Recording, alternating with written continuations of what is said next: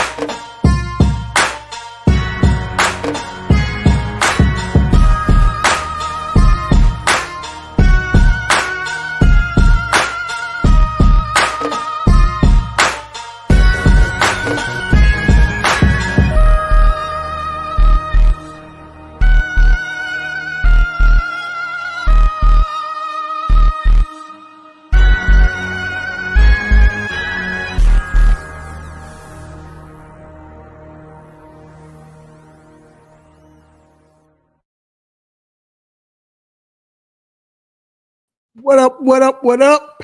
It's your man, Mr. Controversy. Did you miss me? You're back inside the 3 Point Conversion Sports Lounge. And I got my guy to my right, Mace. What up, Mace? Wednesday, baby. Hump day, baby. All that good stuff. Let's go.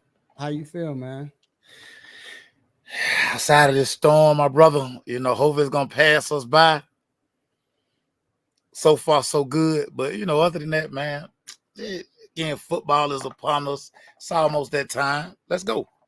Hey, man, it was nasty out there, bro.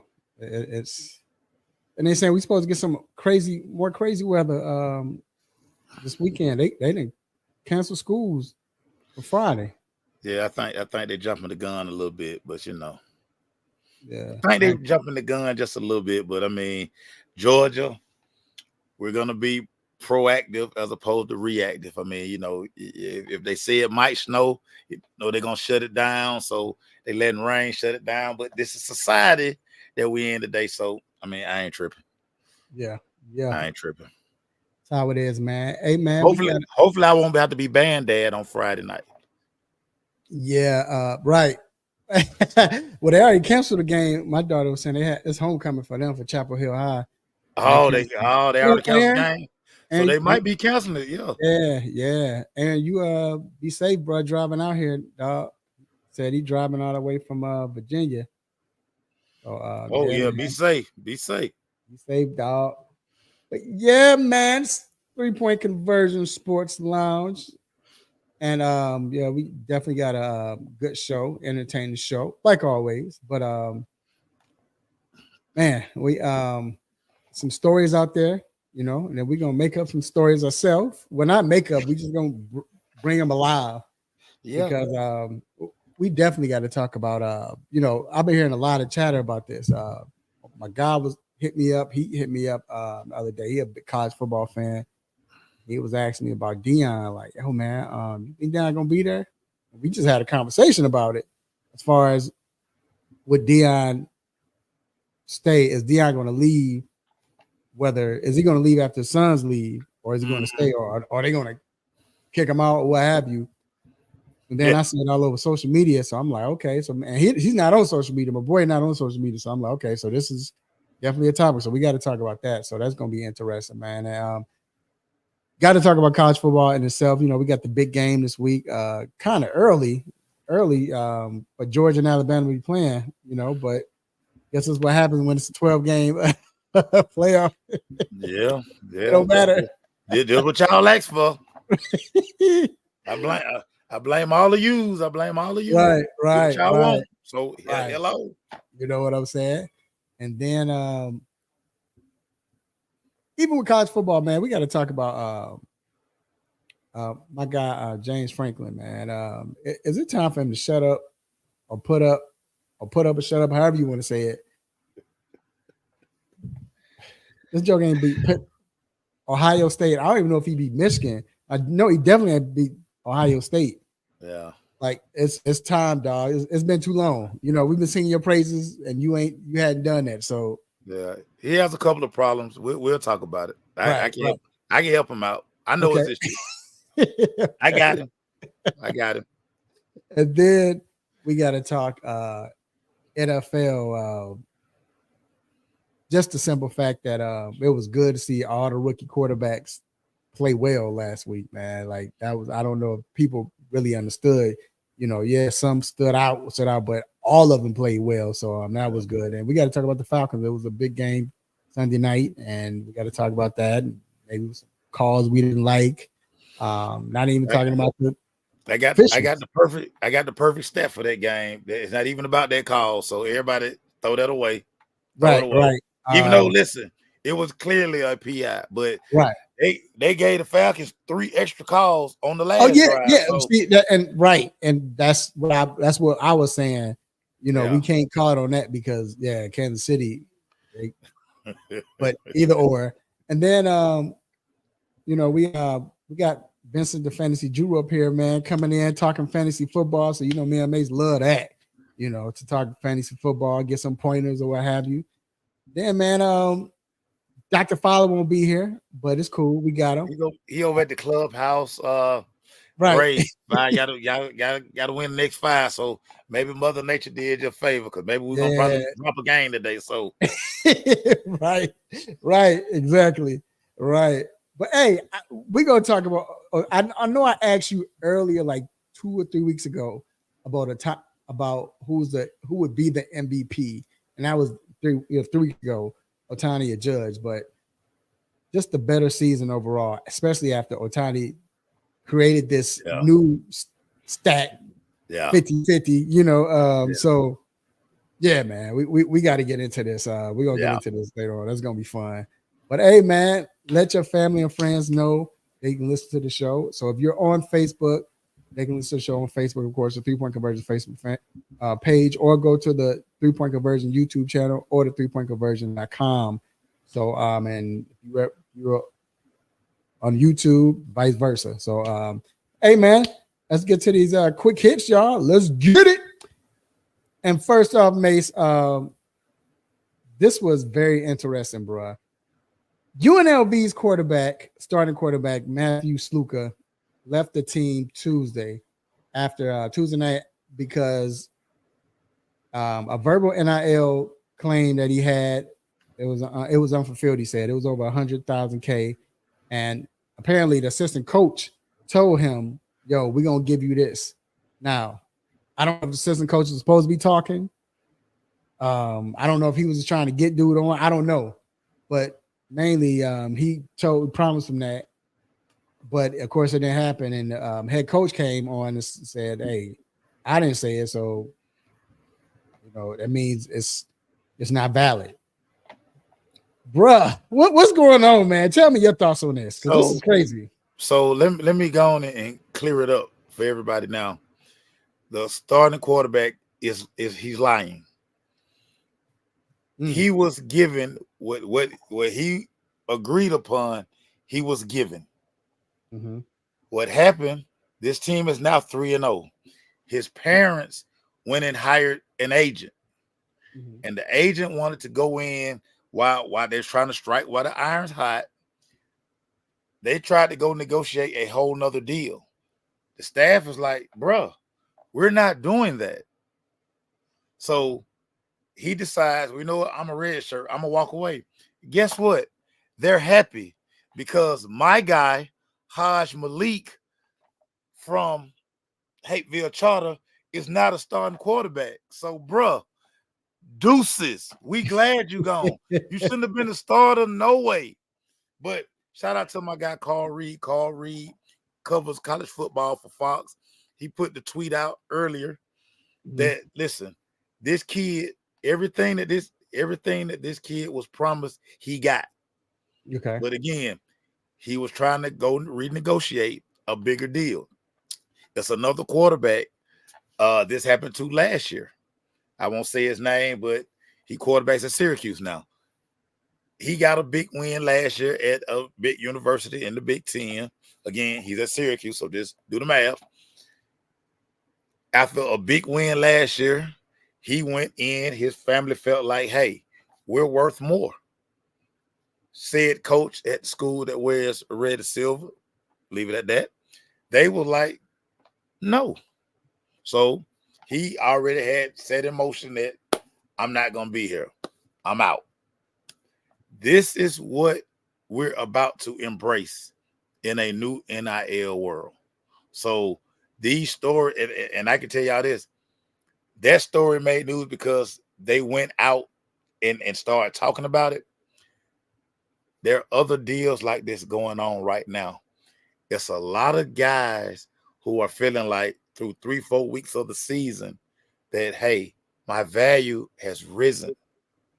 So this is what we're getting ready to see in this new NIL world. But again, this is what y'all asked for. Yeah. This is what you asked for. Here we go. So hold on, brace yourself. New NIL world.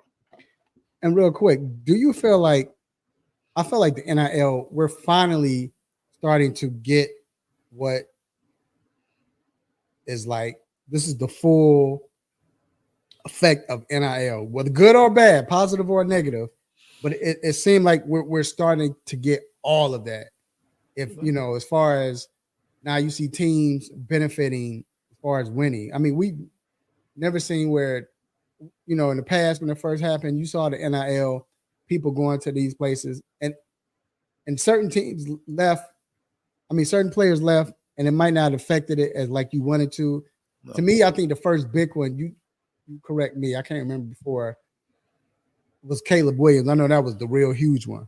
Yeah. Caleb went to whatchamacallit. He left Oklahoma and went to USC. Oklahoma went to USC. Yeah. That was I can't remember if one was bigger than that prior to that. But what up, Mike? And I saw all of, you know, we started seeing more, but it seemed like today, now with Cam in Miami, you know, who else left transfer? Even with my guy that was playing for Georgia Tech, the running back that went to Alabama. I can't think of his name right now. Oh, Jameer Gibbs. Gibbs. When Gibbs left, Gibbs. You start seeing all of this happening. It was affecting teams and it was helping teams and even helping the players. But now you're starting to get into the nastiness of this as well. You know, maybe this is why Debo said he didn't want to do this. You know what I'm saying? Yeah. Debo was like, I don't want to mess with this because this is what you're getting, you know. You know what I'm saying? So it's like all of a sudden you're starting to see it happen full circle where you get the best of the best, the worst of the worst. So yeah, it's real interesting. Because what we have very legitimately now is college free agency. And the recruiting process is so much different now. I remember right before I got out of coaching, the transfer portal was gaining steam.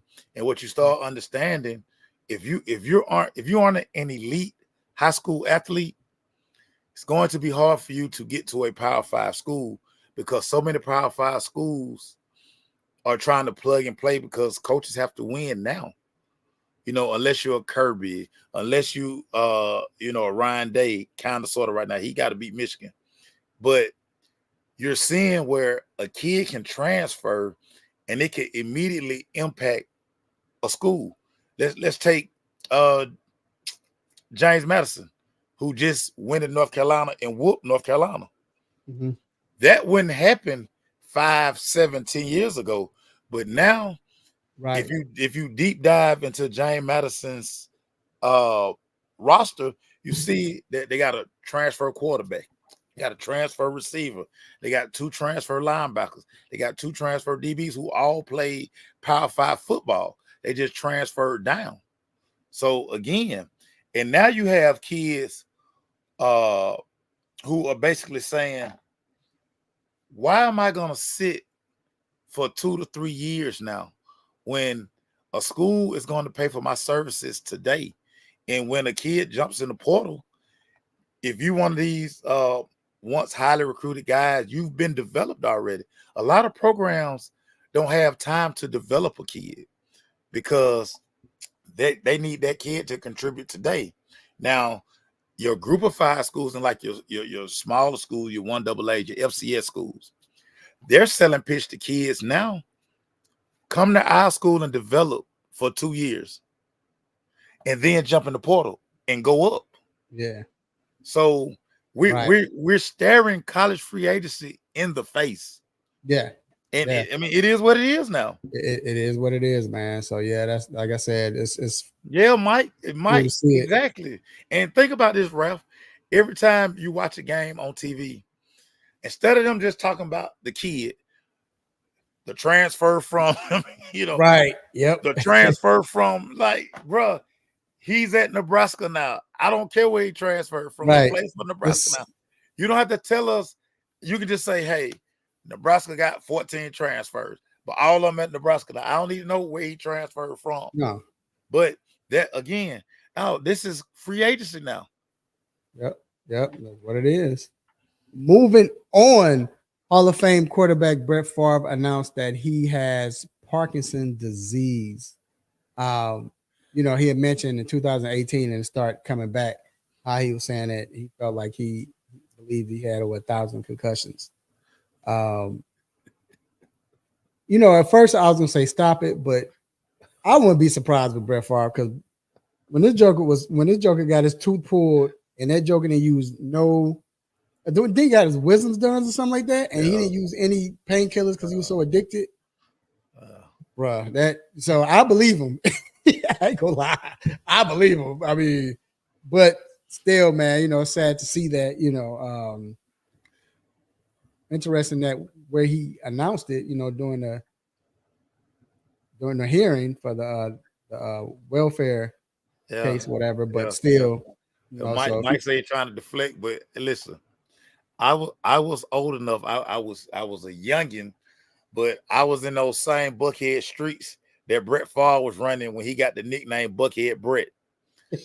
Brett Favre been drinking since he was 14. In a small town in Mississippi he was from, and I can tell you guys, I saw it firsthand. They were pulling Brett Favre out of bars in Buckhead because he was getting it in. Yeah, and Jerry Glanville probably saved Brett Favre's life by sending him to Green Bay. Yep. But we know he's had the pill addiction. Brett has just been a wild boy. So country boy, dog. You just talked about it. It's sad but like, dog, I'm not shocked.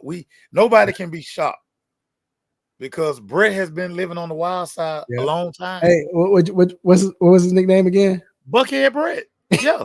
Yeah. Listen, the Buckhead Brett. The Too Legit to Quit documentary that NFL Network did. Yeah, Brett Favre was on that team. I remember that. Yeah, it's a whole segment about Buckhead Brett. Buckhead Brett. Oh, dude, he was in these Atlanta streets. So the Buckhead that you guys see now on Far Road and that end right there, all of those used to be bars. Yeah, and you could bar hop till 6 in the morning. Till 6 in the morning. Y'all can thank Ray Lewis for shutting down the Buckhead district. Right. Ray Lewis fault. Yep. All Ray Lewis fault, everybody. Yep. When the Buckhead slasher did what he did, it was a wrap. They shut it down. All those nice people up there in their MPU meetings and all that, they say, get this stuff out of here. They bring it down. They crashing our property value. Crashing our property, yep. Get them out of here. So yeah, man. That's why all those shopping centers and all that stuff you see now used to be a bar district, and Brett Favre was at the center of it. Yep. Shout out to Buckhead Brett. So Buckhead I'm not surprised he got this stuff going on. Yeah, real. Moving on. So the president of the Los Angeles Clippers, Lawrence Frank, says that they will hold Kawhi Leonard back in training camp, which might have him miss the opening of the season, maybe a few games. And even though Kawhi said he wants to play, he wants to go full throttle, but they like, no, we're going to take time. So this isn't Kawhi saying this. This is, the team.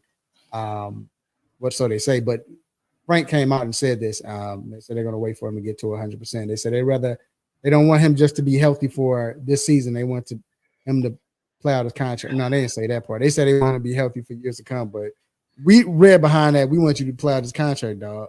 So that's what all this means right there. That's what that means. But either or, hey, one thing about Kawhi, I will say this: or whoever's team is, the reason why it's so funny, and I salute him. Honestly, I know it's messed up, but the thing is with Kawhi, Kawhi is like, hey, if I'm not 100%, dog, I ain't coming out there.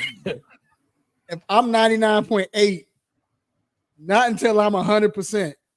And the crazy thing, you know what the crazy thing is, though, is Mace?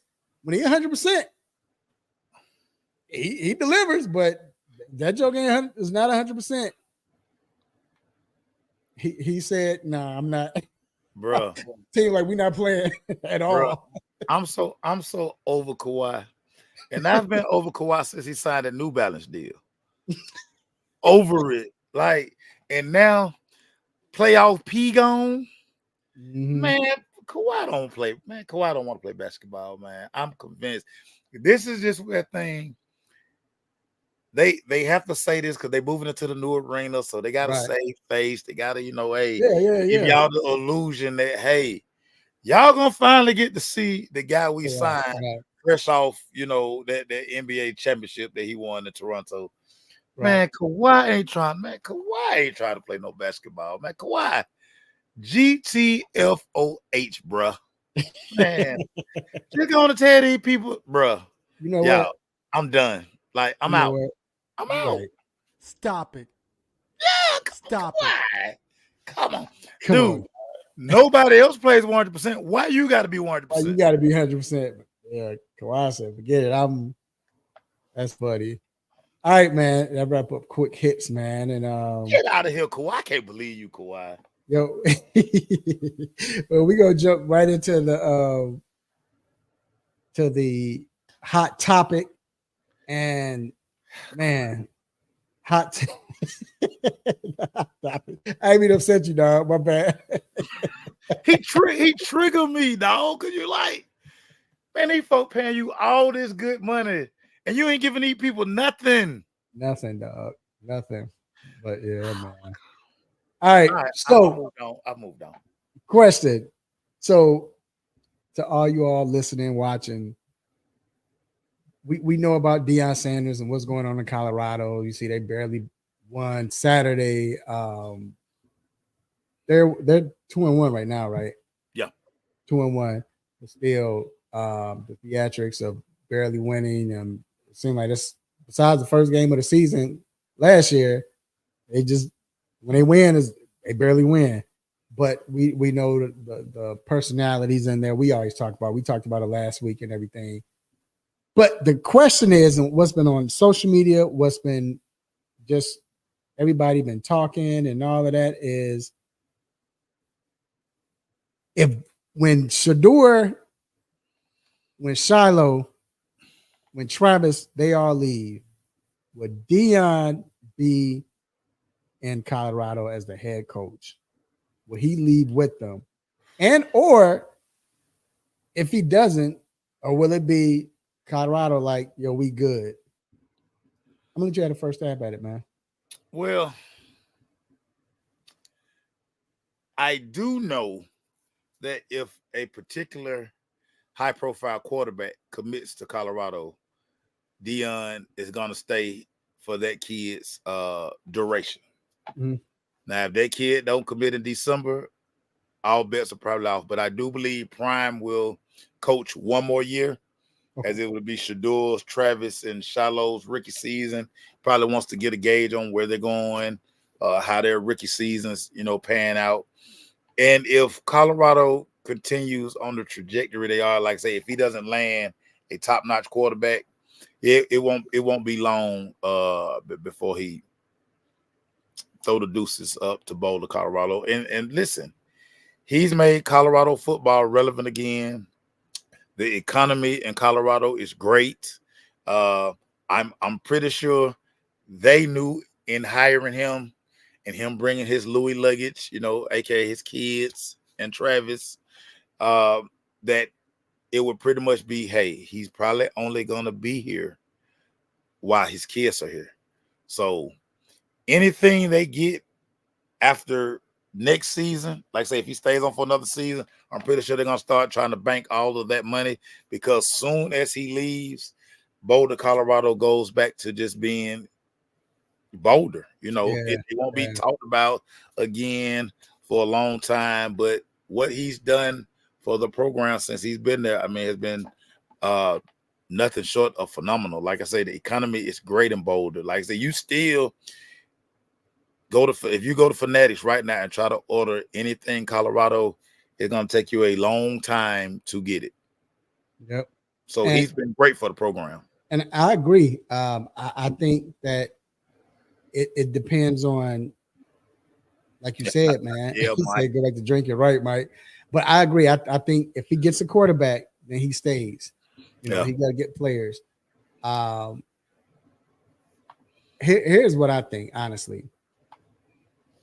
Even if he stays one more year, Colorado will be a fool to say we need another coach. They're not doing that because of what he's doing and what like you said, economy there. This is me now. Florida State don't win. They look ugly, and they win 4 games, 5 games at the most. If Deion can win at least 6, he wins 7, I would not be surprised if he goes to Florida State. This is my thing. Him being in Colorado, like you said, the economy is great. Everything is good. Yeah. Here's the problem. It's still cold out there. Yeah. And Deion's old school. He's not your typical coach. Deion's not going to say, hey, I need my guy to play this week, so I need y'all to pass him. Anything y'all can do. No, Deion is work. Get it out the mud. As the kids say, get it out the mud. So Deion is really trying to help these children. But some parents and some of these children, they don't want that. They want to play, you know. So because of all of that, that's why it's so hard. Then they're in the Big 12. It's so hard to get recruits and get the players to come in. Yeah. I know people say, he shouldn't go back to Florida. Why would he go to Florida State, whatever? But let's be real. If Florida State needed one thing, it would be a high-profile person like that, because he's from the state of Florida. Right.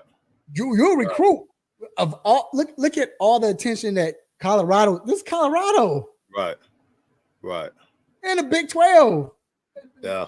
It's Colorado. And look at all we've been talking about them almost every week in college for the last 2 seasons. Yeah, you can't help but talk about them. You can't help but talk about them. The prime of it. You're in Florida. You're in Florida State, Tallahassee. Yeah. Where? Come on, dog. Yeah. Why wouldn't people want to play in Florida? Yeah. With Deion, with the spotlight. Now I think you will see the recruits come in. Yeah. But what he did Florida State necessarily don't need that. But if he did that in Colorado, what would he do for Florida State, that university? That's like Miami ain't there yet, but look what Cam is doing for Miami right now, just as a quarterback, a player. Yeah. If Deion was there for Florida State, I'm just saying, if I'm Florida State, why wouldn't you? I mean, right at this point, because right now I'm not gonna say you losing fan base, but it's kind of getting dry. You don't want to be like Miami, because look at Miami. For a while, bro, you know Miami was their school. We all like Miami because of what we saw in the late 80s, 90s. You know what I'm saying? That swagger. The U. Yeah. Well, the U. Florida State lost that. Bruh. Will it work? I'm not saying it will as far as them winning, but I'm just saying, and I know Deion still maybe got something going on with Florida State, whatever, but money talks, dog. That's all I got to say. It does, but this is why I think the main reason he wouldn't go back to Florida State. Because every coach whether you coach high school, college, NFL, whatever. We all take this creed when we coach. You get hired to get fired. And I do believe that for all of the good things that Dion would bring to the university, his university. I mean, his you go in the locker room, his locker is still in a glass case. He's retired. All of this good stuff. What if he goes back and the fanfare is gonna be amazing, but then he has to go coach? Mm-hmm. And what he's proven so far, like I say, I think people love Prime so much that they have rose-colored glasses to his attention to detail on the sideline, his game time situations, in-game coaching, his hires. And I think if it doesn't go right, and it'll be on a bigger stage at Florida State in the ACC, where he's going to get way more recognition, eyes on him than he's getting at Colorado. Florida State will have to fire one of their favorite sons. And I think that's a relationship that they don't want to take. It sound good. Right. But you got to think, and if you're the AD, you're the chancellor, you're the president, whoever you are, you got to think, do we want everything that comes with Dion? Do we want do we want well-off media all in the videos every day? Do we want, like, again, what if we come, okay, what do we find Norvell? Norvell gave us a couple of good seasons, picked the wrong quarterback this year, and down. Right. What if we bring Dion here? And what if it don't work? Now you're gonna split the alumni because you're gonna have people like, well, you gotta give him a chance, give him a couple more years. Then you're gonna have that other side who like, dog, as if the program couldn't get worse, one of our own killing us. Mm-hmm. You gotta fire him. And now if you fire him 5-10 years down the line, when you need that favor that he's been doing to up until he got into coaching, when you had a recruit that was on the fence, a DB, get Dion on the phone. Mm-hmm. We're trying to start this initiative, get Dion on the phone. How you gonna do that if you fire him? Right. Let me ask you this, because that's I agree. Do you think though that it will come to, let's close the door, Dion, it's not working, so this is what we're gonna do? It will have to. We're gonna do this. We're gonna give you this. We're gonna say that you know, it's gonna be a PR move, or but it's not gonna be right, regardless of how you do it. We gonna know it's gonna be right. But then knowing Dion, I don't think the way Dion is, I don't think Dion will. I think Dion will step away also after if 2 to 3 years it is not working. Dion's probably step in. I gotta go. You know. Yeah. But I agree. But what if he? But Raphael, what if he leave it in a mess? That's right. That's the school. He was an All-American at. Like I say, when you go in their locker room, his uniform, his locker is in a glass case. His Thorpe Award, he painted all over the DB room. Now you gotta take that stuff down. Gotta take that stuff down.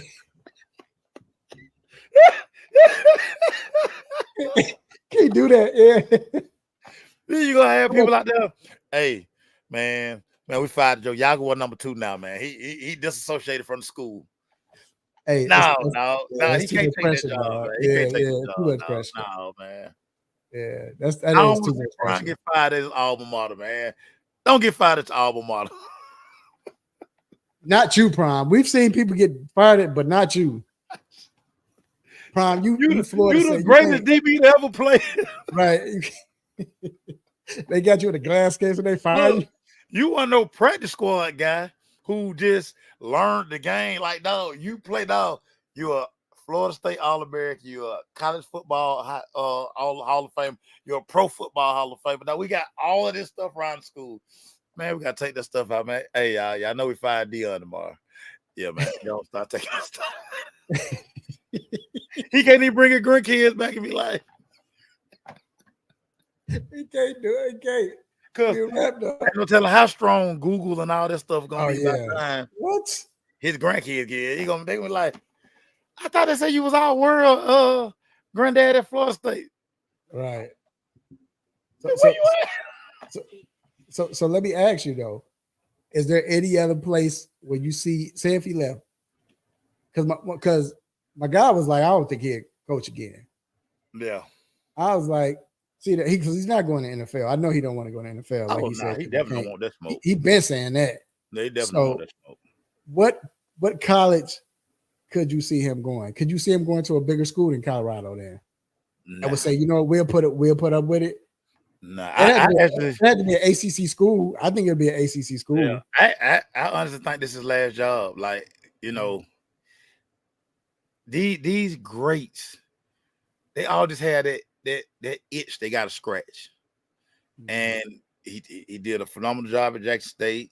He's done a phenomenal job at Colorado. Maybe not in the win-loss record, but what he's done for that school, he took a irrelevant school that hadn't been relevant since Ray Caruth. And imagine Ray Caruth, Cordell Stewart are like some of your last best times.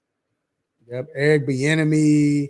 You know what I'm saying? Eric Bieniemy, and I'm talking about like Cordell Stewart, the past Westbrook. Ray Caruth was down on 21. Ray Caruth should have actually caught it, but that's neither here nor there. Right. Those are the last great memories you had. A dude that crashed, kids say, dude that crashed out of Charlotte. You know what I'm saying? So, but see, that's why I wonder, because think about it. He's done that for not only just Florida State. Look what he did with Jackson State and just the HBCU period. So you think he's a reclamation project guy? That's what you think? He's a builder. Think so. I mean, that's why I say it would have to be a school in the ACC that's like, what school right now that's down and out right now that's bigger than Colorado or comparable to Colorado that you like, all right, they're maybe not like good. Maybe like a Boston College. Like a Wake Forest, not bad, but they not like no power. Like Syracuse is kind of winning, but if they they got the right guy. Yeah, they got the right guy. They do. Mike say he did. Ray Carew did more to crash out. First of all, y'all, when I was living in Charlotte, like that, so Sharika was one of my partners. Mm-hmm. Yeah, so I stayed off of Ray Road, so don't hold that against me. That's what she was fine. So yeah, it's bad memories, y'all. Bad memories. Yeah, man. So we'll see, man. But like I said, I think it's interesting to see if he's going to leave right after his sons leave, and you say 1 more year. Yeah, I think he'll do one more. So he'll see if he get that quarterback or what have you. I just think, I really think some of the decisions he make, maybe, but I really believe is where he is. He can't. You're not gonna get these big recruits like that. Like, and then the type of people he want, you don't want the old corn-fed. I mean, it's Colorado. That's what you're gonna get. The old corn-fed dudes. Get dog. And it's like he don't. I don't know why, but he don't want that. So that's why I'm like, if he went to a school where you're in a better location, where people will be more prone to come play. But a lot of folks ain't going to Colorado, man. It's too cold out there. Might say Louis V already packed up. Yep, Louis doing good, right? Yeah, so I don't know, man. Could he come to an old SEC school? What? It ain't gonna be no Mississippi nothing. But it ain't gonna be that. Yeah, ain't gonna be none of that. Could it be like, look, that. Mike know better than us. Could it be Vanderbilt? You know what I'm saying? Could it be a school where it's like Vanderbilt doing some renovations on their football stadium during the season? Where they do that at? Right. Right. All right, man. Let's move on to just college football. Period, man. We got the He said Prime will get out of there faster than LeBron did at one press conference. Yeah, for real. Yeah, when Bron walked out on everybody. Bron walked out. But with college football right now, man, you know it's time. We got to go with that nosy neighbor, man. It's time to check in with that nosy neighbor, dog. And hey, it's on you, Mace. Who's your nosy neighbor this week, man? Playboy. You already know where we at. We're in Tuscaloosa, dog. We're in Tuscaloosa. We got our bonnets on with our Crocs. We got our Crocs in sport mode because we might have to run. You know what I'm saying? We got the in the water sweatpants. We looking like Raheem Morris on the sideline. We got our sweatpants pulled up with no socks on our Crocs in sport mode. Now we're looking at Mike Bobo. We are looking at Georgia offensive coordinator. We all in Mike Bobo business from the time he get off the bus, pregame warm up, to when he go upstairs. I want to see if Mike Bobo has he been holding out. Has he been playing possum these first few weeks of the season? He's saving this offense for Alabama, or is Mike Bobo gonna Mike Bobo? His first stint at Georgia, everybody was like, get rid of Bobo, no creativity in the offense. We've seen that the first few weeks of the season. No way Georgia can win this game if they can't score more than 35 points. So I'm all in Mike Bobo being. Like I said, I got my Crocs in sport mode. I don't never put them in sports mode, but they in sports mode now because it's time to be nosy. Time. Right. I'm with you, dog. I want to see that too. I want to see if he's been holding out. I want to see if your boy, what's the coach name? Alabama. DeBoer. Yeah, DeBoer been holding out as well, man. This is the matchup, you know. I want to see. My nosy neighbor. And I ain't gonna lie, man. I'm not even out there. I'm really peeking out. Want them to see that I'm looking. Like I said, I'm in the basement with the blinds in the basement, so they can't. I'm underground, so they can't even see me. I'm looking. I'm peeking at the Texas Mississippi State game. You know why? I want to see what Arch does, because if Arch comes out, I know it's Mississippi State, but if Arch comes out and he goes ballistic, are we going to see a quarterback controversy? Will we see Archie come out and say, and Archie pull out that card, my grandson need to start, or what the booster's going to say? I want to see what happens, dog, because their numbers are comparable. I mean, true enough, Archer hadn't really played against no stiff competition, you know, but because of who he is,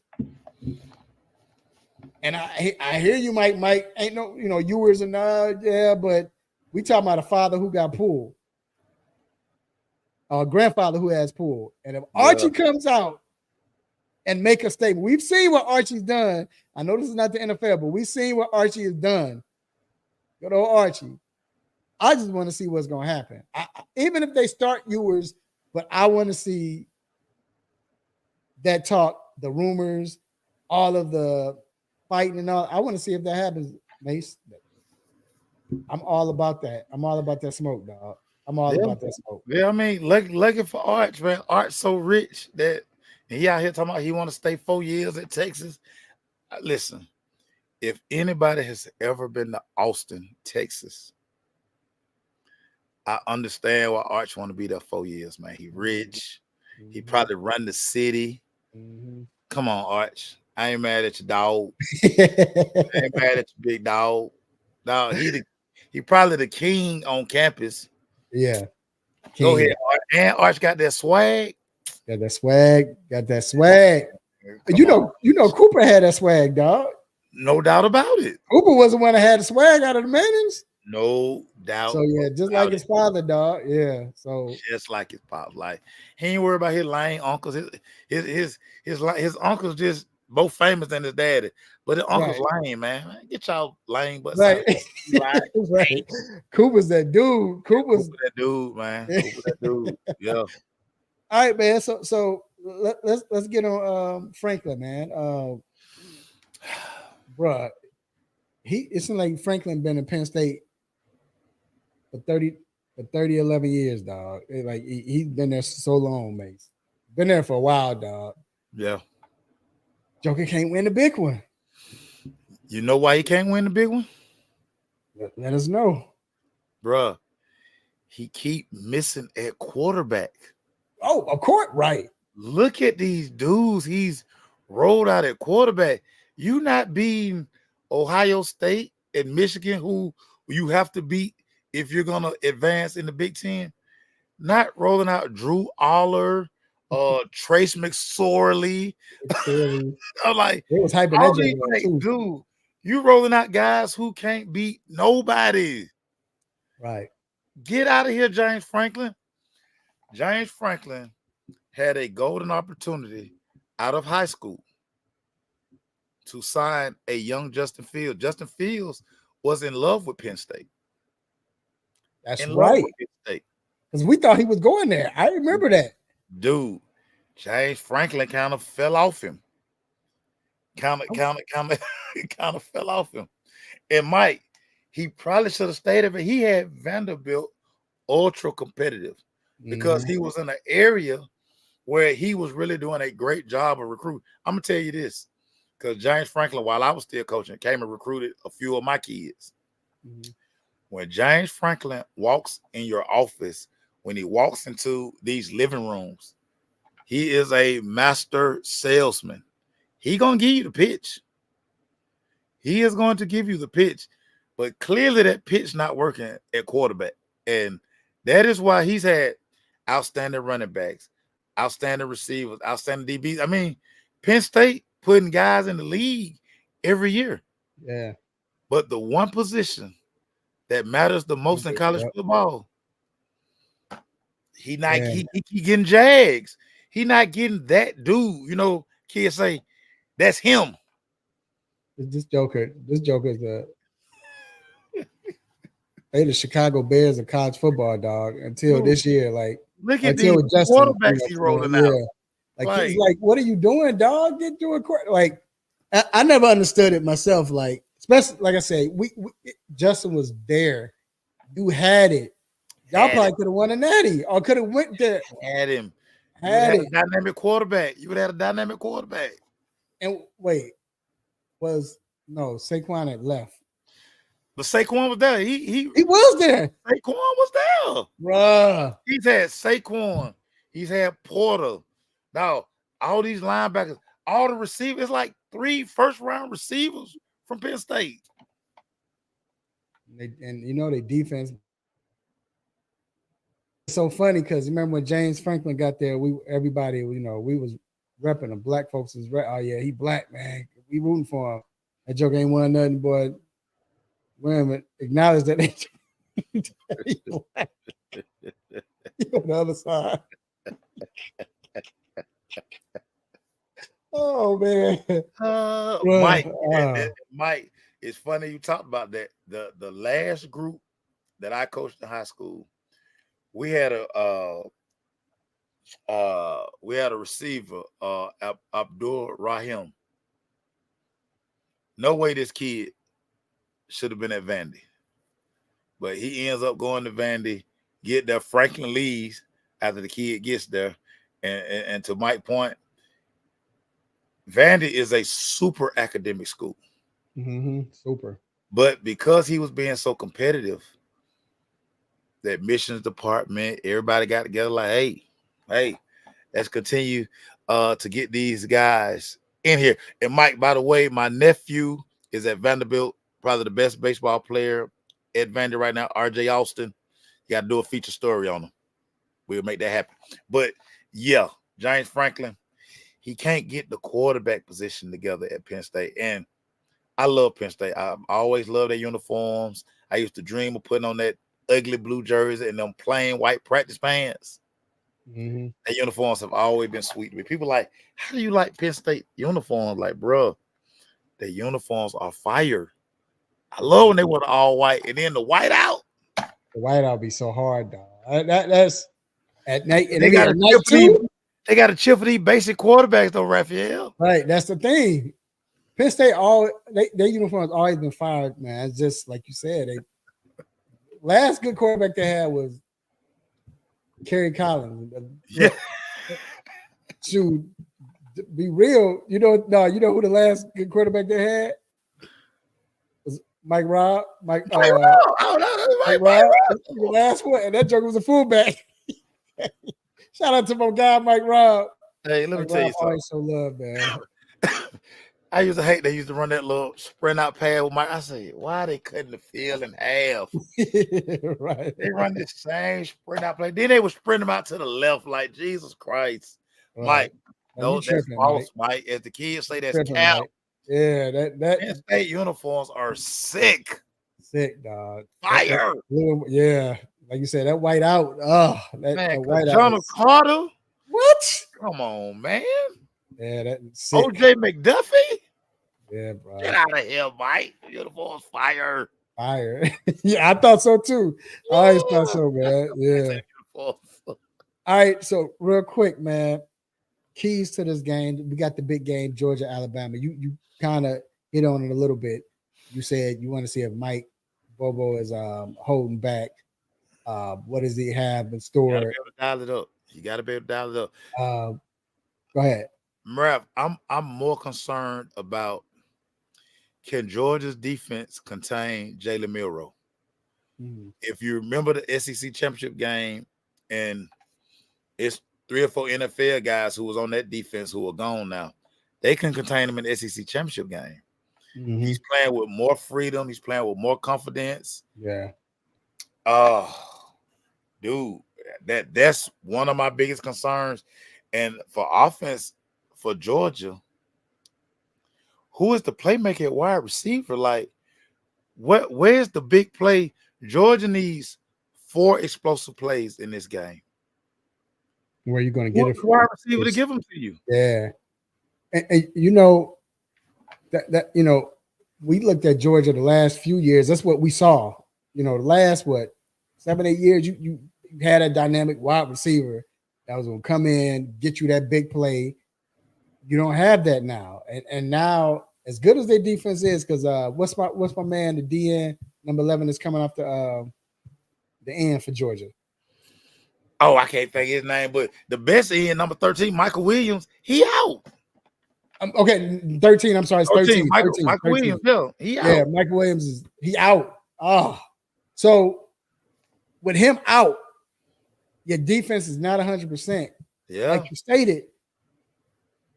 Yeah, you could grind and you could do that, but when you got somebody as explosive as Milroe is, you got to match that. Because it takes one play. So if Alabama goes up, how do you match that energy? So in Tuscaloosa. Where it's gonna be crazy. It's a night game. It's gonna be crazy. Yeah. It's crazy. Besides being in the dome, have we seen Georgia, Alabama play a night game outside? When is the last time we seen that happen? Yeah. When Matthew Stafford was there. Exactly. It was Matthew Stafford, and they went to Alabama. Yeah. Like what, 14, 15 years, like 16 years ago? Long time. That's what I said. It's been a minute since we've seen that, man. So because the last time they played in the regular season is when they made the awful mistake of breaking out them black jerseys, and Alabama slapped them. The black jerseys, and Mark Rick was like, "We will never wear them black jerseys again." Yeah. And Kirby, the kids want to wear the black jersey. Kirby like, nah. Yeah. Now we're gonna wear this traditional red, white jersey with silk pants, or red jersey, silk pants. That's it. We ain't even breaking out the white pants. Like all that's dead. Yeah. Tradition. I'm excited for it. I'm excited. Oh, this is a big game, Ralph. This is a big game. This is a big game. Yeah. It's a big game. I hate it so early, but it's a big game. It's a big. Mike, Georgia is coming to Tennessee this year. Georgia 3 biggest games this year on the road.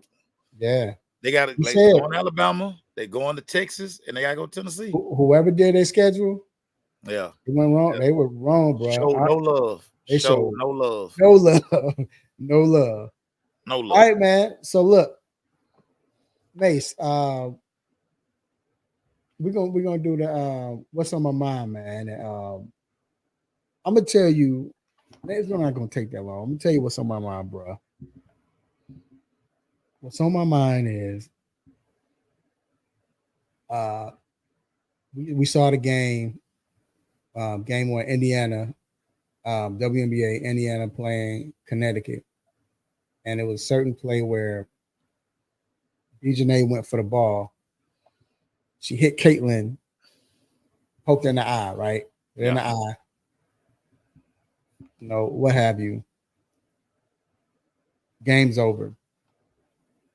The same lady, I can't think of her name, but the lady from Shirley something, I'm going to call her out. The lady from USA Today. And I know she was there because when she was here when Indiana came to town, the last game, she kept asking questions. She is the one that asked a question about Caitlin. She kept asking about Caitlin. I knew she was doing a story about Caitlin, so I get it. Yeah. But Ron Howard rolled her eyes so long, so hard, she almost fell asleep.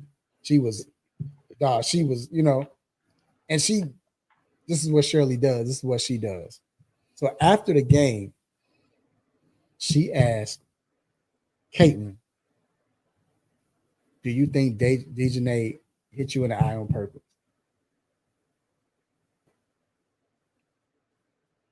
Come on. Trash journalism, dog. Come on, dog. Come on. So then she, and Caitlin, being Caitlin, and this is what I love about Caitlin. A lot of people don't get to see because they don't have her press conference. They have like certain sound bites. Caitlin is so cool. She's so down to earth. Super. She's super deflective of when people try to do that right now. And that's what she said. She was like, I mean, did you watch the play? No, she didn't do it. If you watched the play, you saw it was a basketball move. That's what Caitlin said. Yeah. Well, then when Connecticut goes, she asked Dejanay, did you hit Caitlin on purpose? I swear to God, promise to God, Mace, if this was in Atlanta and she would have asked that, I would have said out loud, what kind of question is that? Yeah. I would have said it out loud. They want to kick me out. And then if they didn't kick me out, you know what my next question would have been? My next question would have been, Dejanay, so when you're here at a game and it's a playoff game and so on, how frustrating is it when you get questions that has nothing to do with the game, but it's questions that don't even make sense? It's trying to provoke or bring mess and attention to something else that has nothing to do with the game. I would have asked that question, dog. Yeah. They would have kicked me out. They would have kicked me out. I don't care. I would have asked that question. You can't. I hate that. That's horrible journalism. Horrible. Without a doubt. That lady doesn't need, and she can only do it in the WNBA because I guarantee you, if she was in the NBA, she wouldn't do it in the NBA. She wouldn't. They wouldn't let her. She would have got walked out. She wouldn't do it. Got walked out. She wouldn't do it in the NBA. And we know she wouldn't. And we know she wouldn't. Yeah, definitely wouldn't. No disrespect to the WNBA. I love it. That's why I was saying some people like, it's like, hey, we're going to help you train, whatever. WNBA is not as bad as it used to be because, man, I used to get some crazy questions. Like, I'd still never forget when the lady asked Michael Cooper, who was the coach of the Dream, she said, Michael Cooper, you just won 3 games in a row. You're not smiling. I mean, what's up? You're winning. Why you not? Dog, I looked at her like, I just started journaling. I'm looking at her like, what did she have to? Let me shut up. Anyway, go ahead, man. That's what's on my mind. Man. I can't stand that junk, dog. I can't stand that. Then here the other question. Describe this game in one word. What? I don't know if I think you was there. I know. I remember you were glazed. Everybody's looking like And what's her name? What was the coach? The lady. Oh, when Nikki Collins was there. Nikki was looking like, okay, all right, like Jesus. Anyway, go ahead, bro. I digress. Hey, but like I man. said, man, I just hate that. It's lazy and it's horrible journalism. Super I lazy. hate that. Go ahead, bro. Dude, what's on my mind is why Trevor Lawrence doesn't get the scrutiny of all these other guys. We're quick, and it's us. I mean, it's us. We're so quick to always throw up Deshaun's contract, always throw up Dak's contract. Right. You know what I'm saying? Trevor Lawrence has been regressing for 2 years now. Nobody said a peep when they extended him. Jacksonville didn't have to extend him. The way he was playing, it made no sense to extend him. Right. Period. He's on one of the biggest stages on Monday Night Football this past week. Terrible performance. Terrible. Against a guy across the field from him who, quote unquote, lost his number one receiver and is right now playing some of the best football that he's ever played. Ever. Nobody is saying a word about Trevor's contract. Nope. He signed one of the worst contracts ever.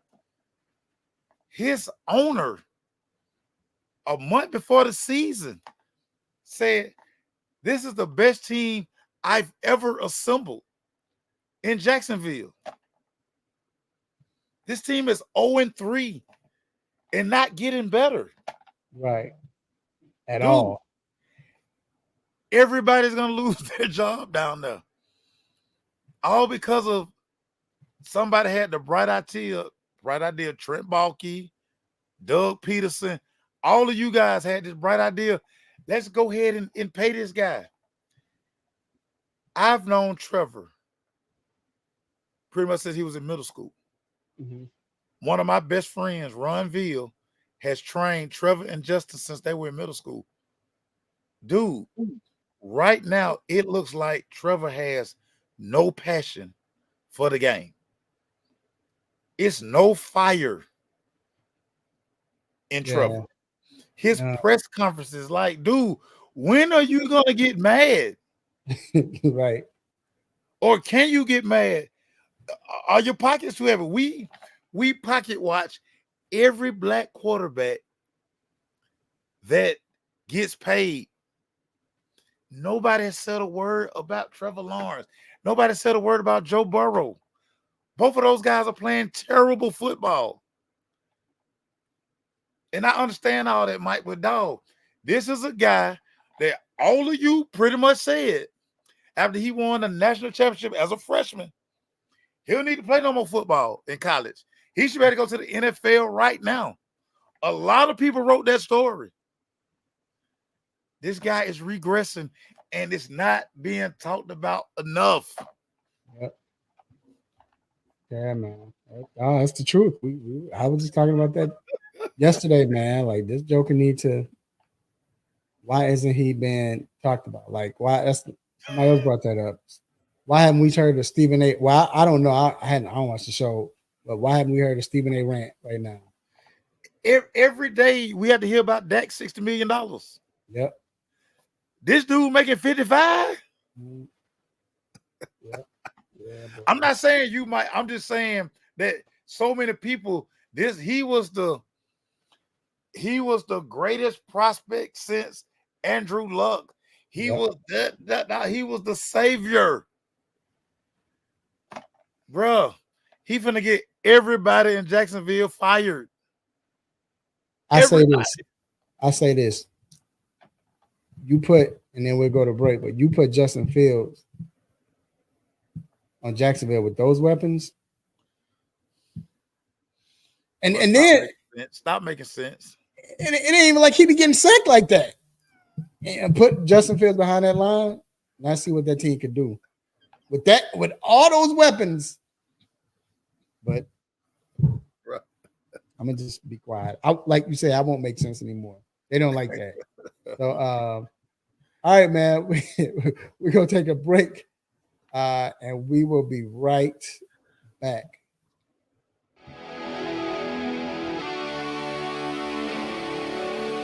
Have a sports injury? Need to see an orthopedic doctor? Ortho Atlanta is one of Metro Atlanta's largest orthopedic and sports medicine practices, providing orthopedic and sports medicine care for the whole family. With 37 physicians and 14 offices, the practice provides the highest level of care for injury of muscles, joints, bones, and spine. Ortho Atlanta offers convenient access to a full range of musculoskeletal surgeons and specialists. Ortho Atlanta also offers on-site physical therapy, pain management care, MRI imaging, and workers' compensation care. The Ortho Atlanta surgery centers in Austell and Fayetteville provide cost-effective, same-day surgical procedures in an accredited outpatient center. Hip, knee, shoulder, back pain? Ortho Atlanta has you covered with specialists in all areas. Same-day appointments, orthopedic care for the whole family. Ortho Atlanta, Atlanta's choice for orthopedic and sports medicine care. Learn more at www.orthoatlanta.com. Hey, what up, what up? This is Chauncey Billups, and y'all listening to 3 Point Conversion. All right, we are Peace. back inside the 3 Point Conversion Sports Lounge. Man, I had to change clothes, bro. It's kind of getting hot.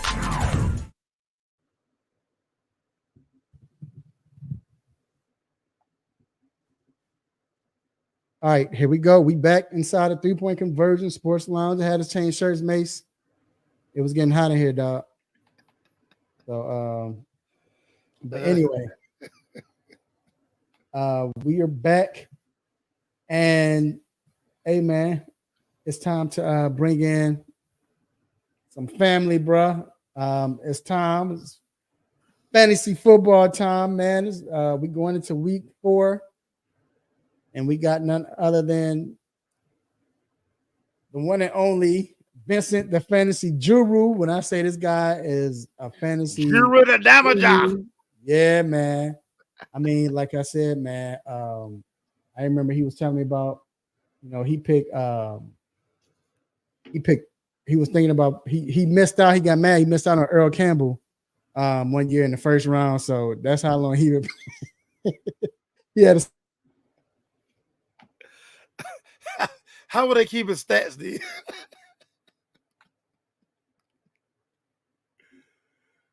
Oh, man. Joe Riggs, bro. So yeah, somebody had to be cheating, because how could they keep up with the fantasy points? My God. What up, Vince? Boy, you be cracking me up, man. Every time I'm trying to be professional, man. You be talking about Earl. So somebody started. They had to wait for the paper the next day to get the box score. Look, basically, I was like, how do they keep stats? They had to get the box score on Monday. You get it the next week. Oh man, you got to go through. You got to go through the newspaper. Page 5, the box score on page 5. Hey, you got to add it up yourself. Be on TV like, I know they lying. Oh man, I'm telling you, bro. Hey, look, that's how long I've been. That's how long I've been playing fantasy before. Real since man. the mid-90s. What's going on, Vince? How you been, man? Yeah, I'm good, fellas, man. Mace, what's good, y'all? Oh man, you know what it is, baby. My Cowboys, we can't the right side of our defense, which is the left side of everybody's offense. I mean, Mike Zimmer, are you gonna shift? Are you gonna slant? Are you gonna help anybody out on that side? Are you just gonna keep that team run left? What are we doing? I just want to know who's y'all running back for fantasy purposes. We don't have one. We out there running with Deuce Vaughn. Deuce Vaughn getting carries. Jesus. Hey, so speaking of that, man, I want to start off. I want to ask you. So far, man, it's been I guess reality, it's been a wacky season, reality wise, you know, as far as NFL. So with fantasy, what are your biggest surprises? You know, you list a few, you know, so far in fantasy football in a good way. You know what I'm saying? Like as far as in a good sense, what are your biggest surprises so far in fantasy? Well, let's start. Well, one of my biggest surprises is J.K. Dobbins, the running back for the Chargers. I mean, he came out of in the beginning of the drafts. You know, we truly didn't know who was going to be the starting running back. We didn't know if it was going to be Gus or J.K. But I mean, for him to come out the woodwork, and even though he only had I think the first week he had 10 carries, but I mean the man had over 100 yards the first 2 weeks of the season, and and he's third in rushing right now with over 300 yards and has 2 touchdowns. So I'm like, man, and he came out of nowhere. I mean, being drafted in a low, 9th, 10th, 11th round in drafts. So I mean, that's a huge surprise right now. I talk to Raphael about this, Mr. Controversy, all the time, because I can never understand why Albert Kamara was getting drafted so high. Right. But man, holy smoke! Now I see the reason why he's getting drafted in the late 2nd round. I'm like, this dude is going crazy so far. Yeah. So I mean, he's been torching him. Of course, I'm sorry, Mace. He torched the Cowboys. But he's been just a huge fantasy surprise because he was on my do not draft list. Yeah. So so I did not think Kamara was going to do what he's doing so far. But I mean, hey, almost 300 yards rushing, 5 touchdowns. So far he's been doing his thing. And if I could say one more, man, how about Sam Darnold? Yeah, my MVP, my overreaction MVP. I mean, hey, league leading 8 touchdown passes. Sam Darnold, who wasn't even drafted in leagues, and he still actually is not drafted in some leagues right now. But 8 touchdowns, I mean, come on. I mean, the man's been been the fantasy MVP so far. Yeah, man. Time, scheme, fit happens. I'm gonna make this one easy for you, Vince. Take out Christian McCaffrey. Take him out. Who has been your biggest disappointment? My goodness, I can do one position. It's a tight end position. The top 3 fantasy tight ends that's been drafted in our leagues have not done absolutely nothing. Zero impact. Let's start with Taylor Swift. Let's start with Travis Kelce first, and I own him in a couple of leagues, so I definitely know his stats, and which is none. The man only in 3 games, y'all. 1 catch, 8 catches, 8 catches, 69 yards, no touchdowns. Yeah, Vince, real quick, is it just me? He can't get open.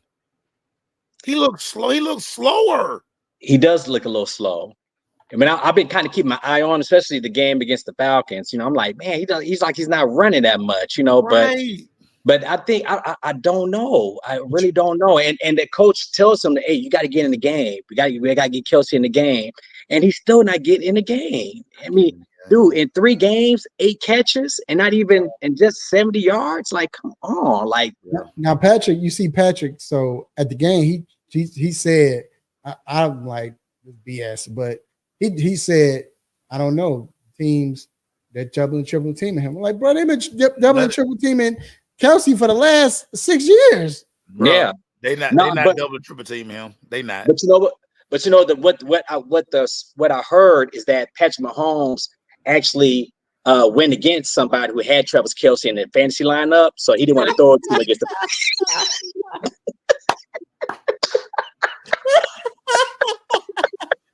It's stupid.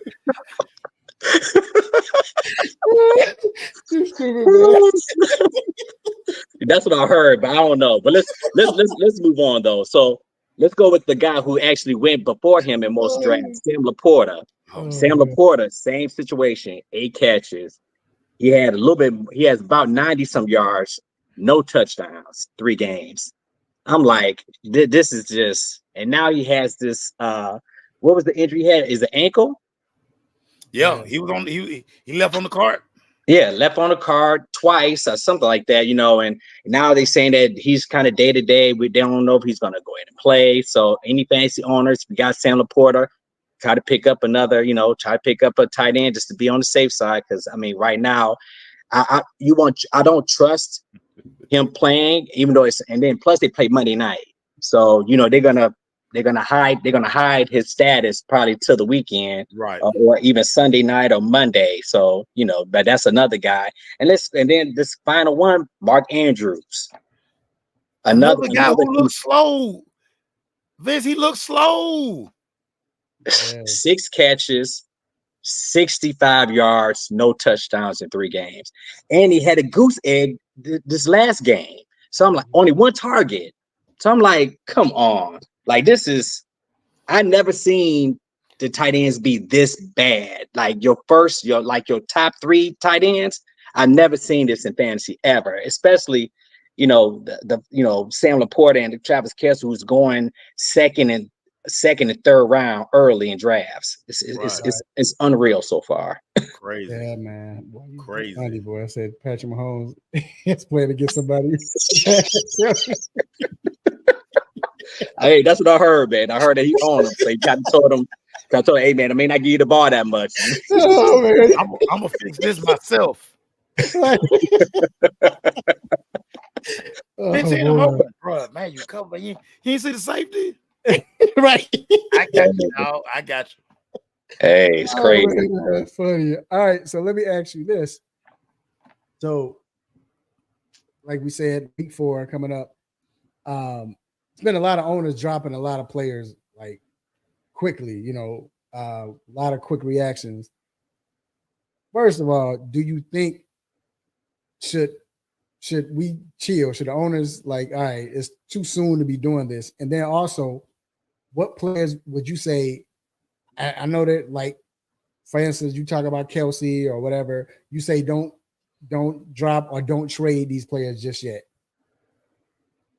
Yeah, I mean, I'm thinking like right now in fantasy, if you're, you could still be a strong 1 and 2.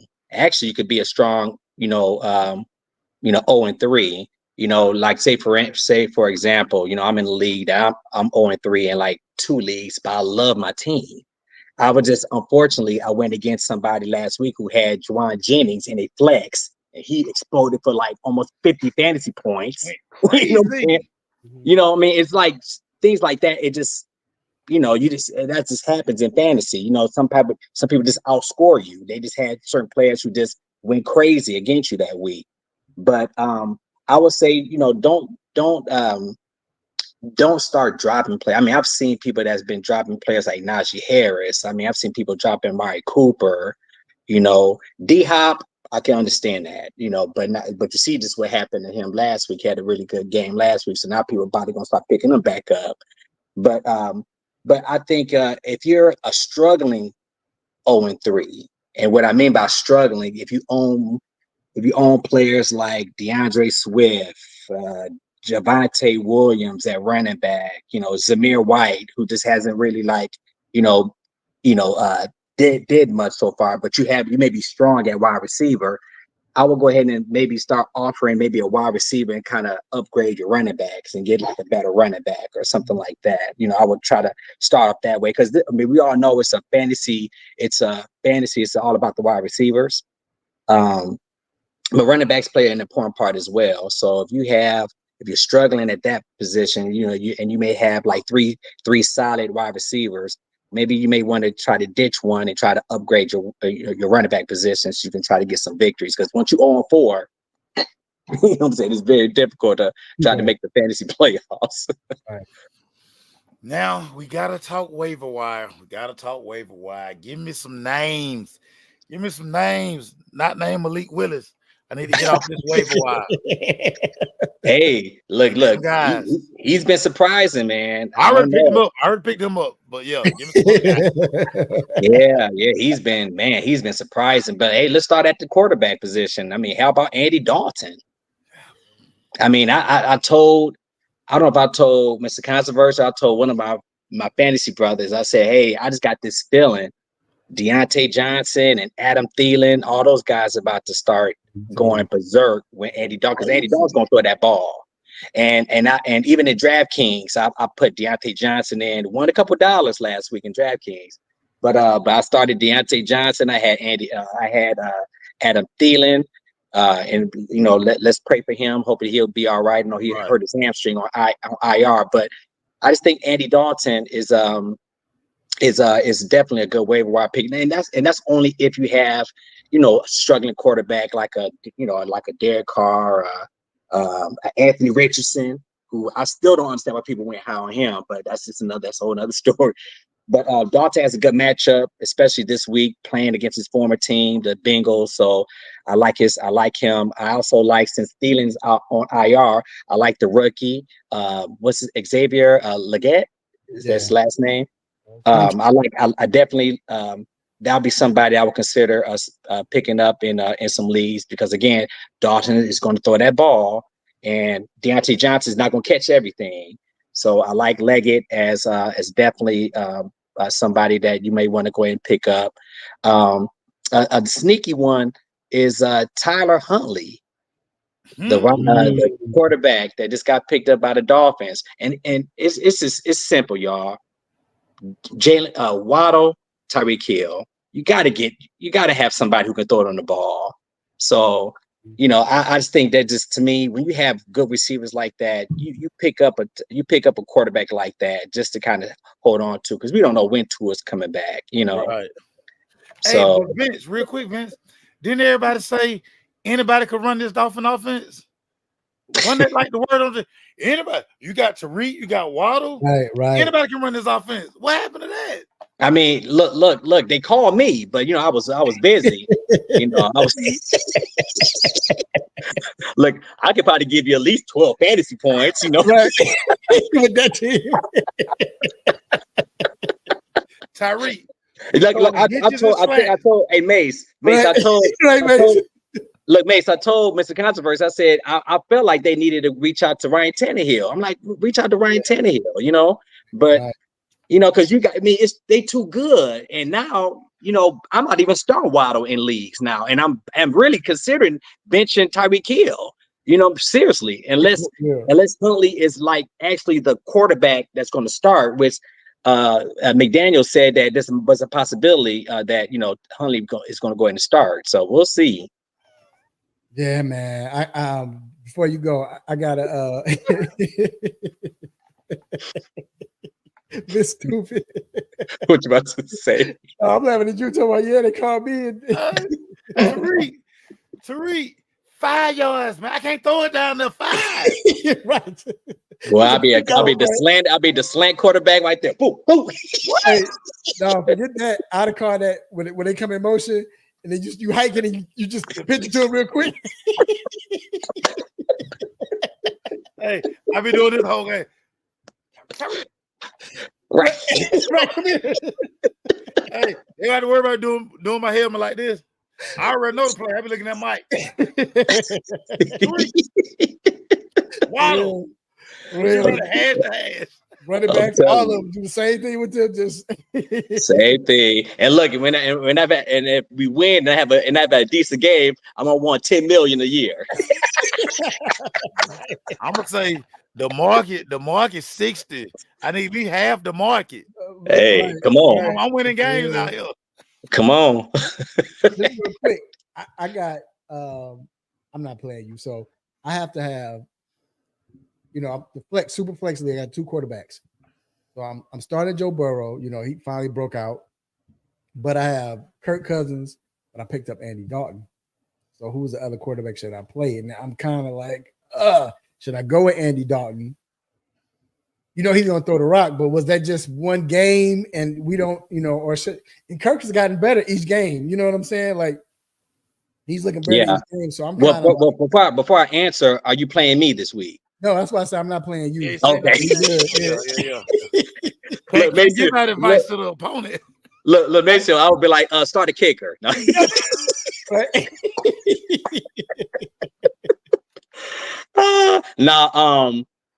Kurt is playing he's playing at home against the Saints. Yeah. And then Dalton's playing against his old team.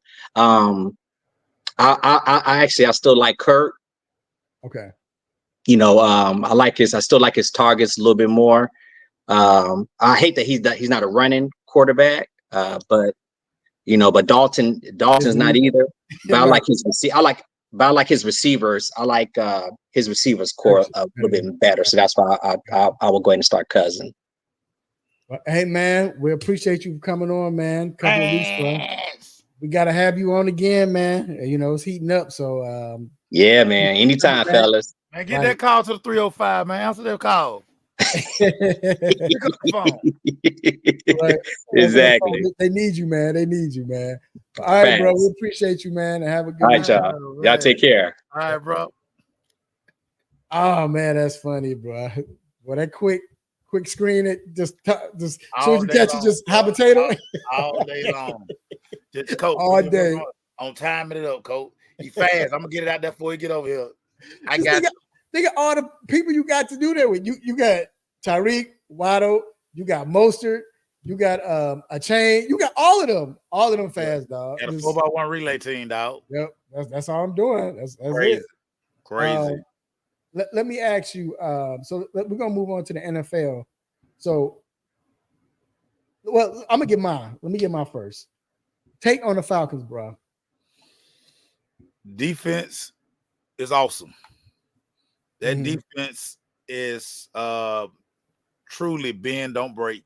You're gonna get yard 20-20, but they truly stiffen up in the red zone. They're not giving up touchdowns. Safety Simmons and Bates, man, that's just such a luxury to have back there.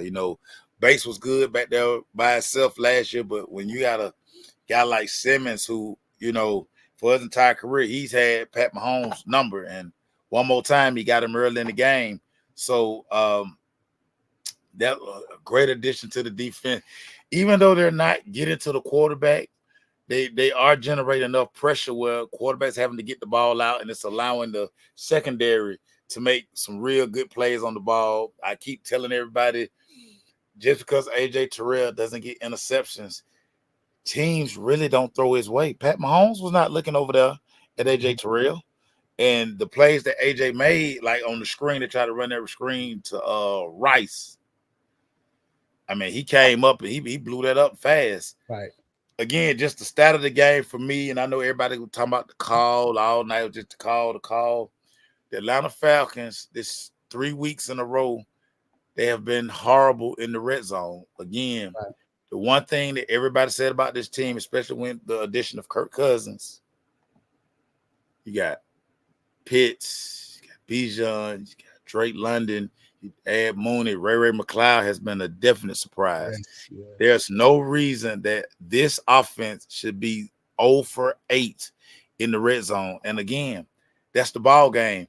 If you're not efficient in the red zone, you're not going to win in the NFL. They got 0 points on 8 trips to the red zone. You got to get 21 points.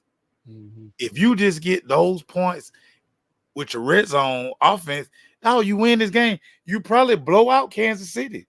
Yeah. So to me, those are the two glaring takeaways I had from this game. You're not beating anybody when you 0 from 8 for the red zone. And to me, that was just the stat of the game. Yeah. And the team is on a brink. It's because they can easily be 0-3. Yeah. But they can definitely be 3-0. They can easily be 3-0. Yeah. 3-0. And honestly, you kind of look at more of the positive for them because, like you said, they put themselves in position in the red zone. They just can't score. So what does it take? It's chemistry. It's still a new offense. You got, again, anytime you have a new offense of scheme with new assistant coaches, with new additional players like Mooney and Ray that's implemented in the offense, then you have a new quarterback. it's going to take time. It's not going to click. Then they didn't play in the preseason, but Ray said something to me that was very profound, and he told me, this is right after the game. He told me, he said, the thing is, a lot of people, they say, yeah, we didn't play in the preseason, bro. We didn't play in the preseason and all of that. I don't know. I think this Joker was looking at maybe he followed me or something. I mean, me and Ray tight, so maybe he followed me because I've been talking about that a lot. But he said, maybe he was like, but the thing is, it's not the preseason. Right now it counts. He's like, and right now, these are the games that's building character. Yeah. He's like, yeah, we're 1-2, but as you see, it's building character, coming alive. And I think once it hit its stride, I said week 5, I said week 4, week 5 is where you're going to see the offense hit its stride. Mm-hmm. Once they hit its stride, then you're going to see Atlanta cruise. Yeah. I'm not saying they're going to be the best team in the football, but their offense is going to look good. Right. It's going to take that because they didn't play in preseason. So they're still trying to get – Bijan talked about that. We're still trying to get acclimated with each other and everything. And then you had the 2 linemen go down in the game. That made a huge difference in the game. That was huge. Your center went down. Your center went down. Your center went down. Then your tackle went down. So Bijan said it was times where in the game after that, I had to stay and help Kurt. I had a block for Kurt. Oh, yeah. He made some devastating blocks. Devastating blocks in the pass. Yeah, he did. He was like, but it took me out the game, the scheme, So luckily, the center, I don't think he's on. I don't think on our, but yeah, because he wasn't on the injury report. Right. Today. So they sent an injury report. He wasn't on the injury report today. Okay. So, but still, I just think they're on the brink of being that team where, okay, you don't want to face this team. Because like you stated, that defense is ready. They got some playmakers. Defense is on ready. The team. They ready.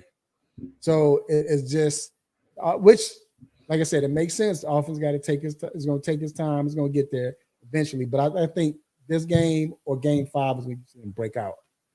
So we'll see with them, man.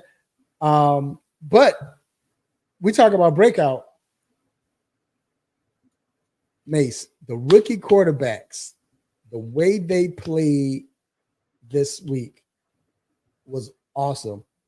So for instance, I'll go. So Caleb, I think Caleb threw for, and I'm just going off. Caleb threw for 363.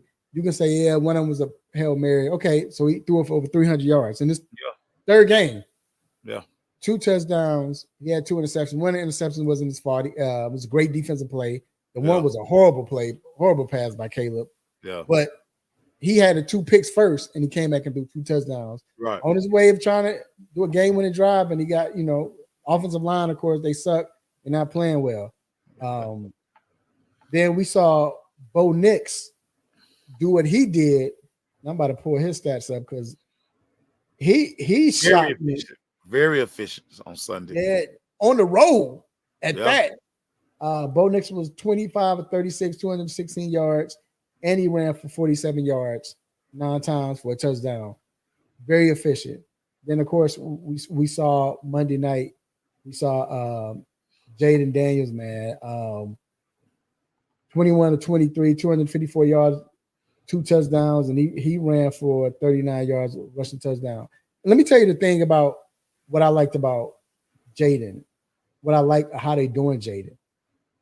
And this is why, because people say the big thing is, and I'm not doing this because of Chicago, this is Denver or whoever, but they've been comparing Chicago, make the bad mistake or whatever. But this has nothing to do with Chicago. This is what I like about what's going on in Washington.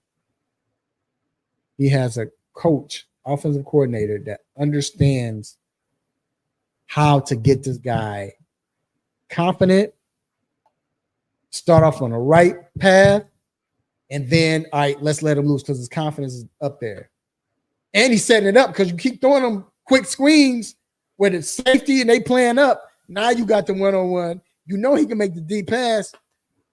Kingsbury, he's old Cliffy Cliff is what I call him. Dog. Phenomenal.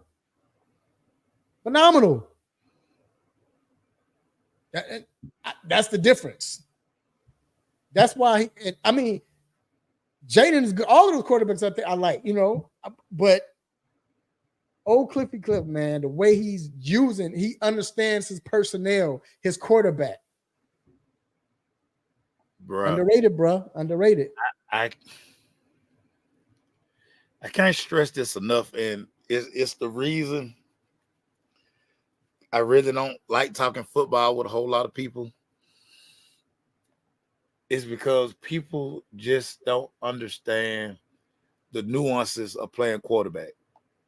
So much goes into playing quarterback. So I can only imagine what playing quarterback on this level is like. You brought up a great point. And I think this is the difference between Caleb and Jaden and even Bo Nix. Jaden and Bo Nix have offensive-minded coaches. Mm-hmm.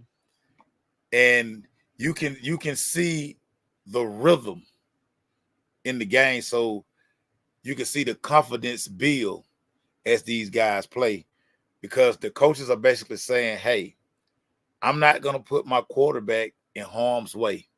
I'm going to do all of the things that he does well, and that's how I'm going to build my game plan. Right. Denver got the running game going. Mm-hmm. So now once you get the running game going, you can run your stretch. You can run the boot that Bo Nix is so good at. Fake that stretch, you boot out, you got your man in the flat, you got your man to the corner, you got your man to split the difference. You got your high-low concepts, but all that is predicated off the run. With Jaden's legs give him advantage, and it's not so much that they're going to run him, it's the threat of the run. Right. So now when we do run zone, that end can't crash. He has to stand there in the event Jaden pulls, but that also gives Jaden a better read of the defense. Because now, listen, that man, he responsible for me. So now he can't get up on the flat or the curl that I'm going to throw because he waiting on me. Right. That makes the picture clearer for him. Yep, for him. Now let's take Caleb. Caleb's coordinator is putting Caleb in so many bad situations because they're not getting him comfortable. Mm-mm. They just say, okay, he has his arm. He can make all these different throws. He can't make those throws when the defense not believing what you're doing. Mm-hmm. Exactly. So I'm not running swift enough for me to run play action. Right. Because until you can get that team to bring that other safety down, now he has a clearer picture to read. Yeah. And again, going back to Denver, all Denver basically was doing was like, you know what? Bo Nix going to the line. He looking at that one safety. That safety not walking down. I got the numbers in the run game. Mm-hmm. I'm going to force you to bring that safety down. Now Tampa got to start creeping in the box because now we gashing you. Mm-hmm. So now the picture clear. I know it's man, or I know it's cover 3. So I know I can throw. I got this window. I got this window. Right. I got that window. And now the safety, the one safety that's back after I come out of play action, he got to pick wrong. Yep. If I don't take the post, he got to cover the post. Right. So now the over route open. Yep. But for Caleb, he not getting that. He's not getting that. Yeah. Safety just sitting there like, I'm waiting. Bro, I'm not coming down there because you're not running Swift or whoever enough. And you know what? That's the difference in these offenses. It is. And you know what Caleb is missing that will help him? And you know he's going on his, I think, because my man is going on his retreat. You know, he planned for his retreat early this year. And you know, that's Keenan Allen. He got a marriage retreat he do every year.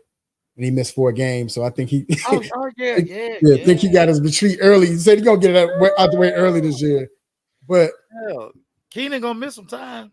But if Keenan was there, that underneath, now you might have to bring a safety, or you might have to bring that nickel DB. Okay, you're gonna respect them more. Yeah, you got to. So everybody got to play honest, and you got you know. And I think once he get that release and he start hitting that, now the defense we got to make an adjustment to stop this. Right. Keenan Allen, the top 3 as far as getting off the line. All teams doing right now, Raphael, they doubling DJ Moore. Yep. Double DJ. Yep. Okay. If he gonna throw it to DJ, it's got to be a hell of a throw. Right. And that's why he's making them throws and forcing them. And it's not. And the funny thing is, if you look, Mace, when he's making those throws, it's not like those throws are off. It's just now you in the NFL, these DBs can make that play. They gotta make a hell of a that. Yeah. They can do that now. So, and I said the same thing about when Tua first got in the NFL. Tua was so used to his guys when they were open, it was 3-4 steps. Right. In the NFL, it's a half a step. That's being open, right? And you got to know he open. Now he open. He open. Yeah, right? he don't look open. he open. Yeah, right. Because most guys aren't gonna get 1 step, 2 steps. Now, sometimes you're gonna get a busted coverage, and you're just like, okay, that's a gift. Right. But for the most part, Caleb has to understand, hey, what was open at USC is not open in the NFL. Mm-hmm. It's not. And when Keenan comes back, Keenan's going to be a big part of it because now Keenan going to, I don't care what defense playing, Keenan going to route you up. Yeah. So now he know that shit. Now Keenan open. Right. Yeah, somebody on Keenan back, but Keenan open. Yep, Keenan open. See, you can tell he doesn't understand that shit. Right. And that's why he's throwing interceptions because he like, because at USC, see that safety done moved. Mm-hmm. Safety in NFL ain't gonna, bro. And I'm looking right at you. But you know what? I'm looking right at you. Yep. You know what though? I think in the long run he's going to benefit more from that because now he's making his mistakes. He's learning from them. Like I said, each game he's gotten better. So, yeah. The worst thing a quarterback could ever do is go in the shell after he throw an interception. Yep. Now, guess what? You're gonna throw another one. Mm-hmm. And the thing you got to do is keep shooting. Keep shooting. Because it's all gonna make sense.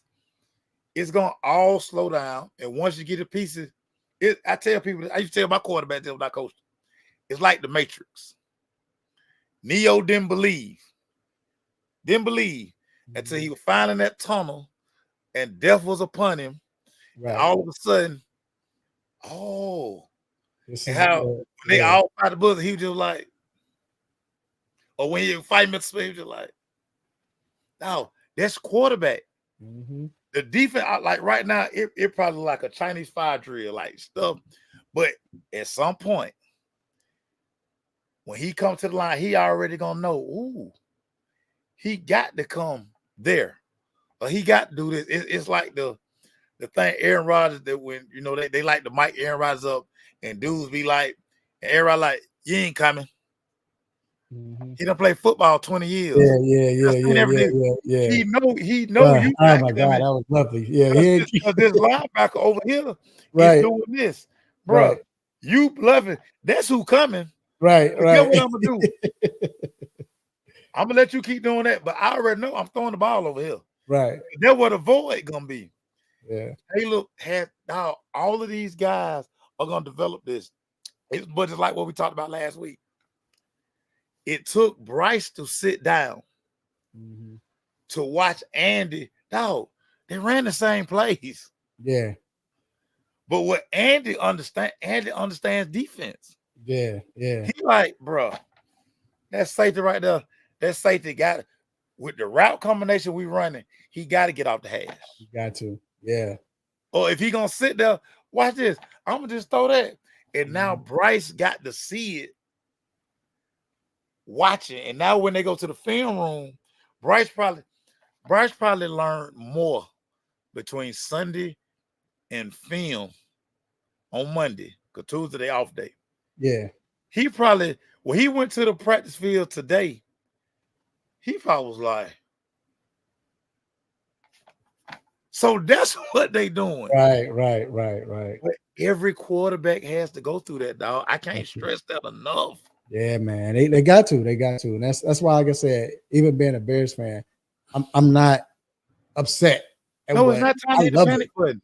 No. Yeah, I love it because you saw him even in the game. You start to see him learn, but I believe if you watching all three quarterbacks so far, the difference between Caleb and the other two is Caleb is more of a quarterback that Caleb calling it audibles. Bro, when he went up to the line and he up there, he said, no, wait. Yeah. He back up and shotgun. Come on, man. A rookie don't do that. You don't let rookies do that. He understands overload. Yeah. Information overload. He's starting to understand it. And he started to get better as the game went on. He got more comfortable. Yeah. He's seeing routes. He throwing to where guys should be, and he letting them know, no, you need to go. I'm like, he's getting it. He's starting to understand it. And then when you, like you said, when you go in the film room, then you see now you made the right decision when you did that, whatever. Or you Bruh. I really hate that they have to that they feel like they have to throw these quarterbacks in the fire. Because so many times, if the situation not right, they lose their confidence. Yeah. I look at like I was telling a couple of my partners the other day, go watch what Minnesota did to CJ Stroud.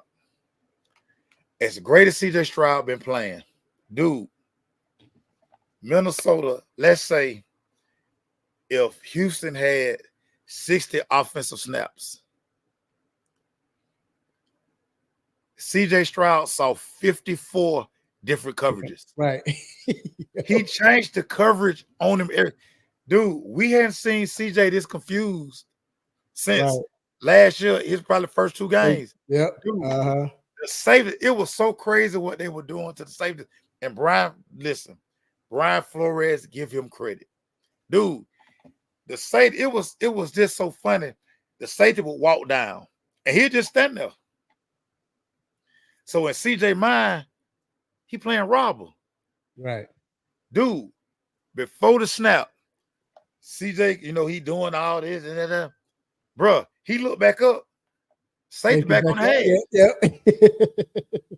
And it made him hesitate with the ball so much.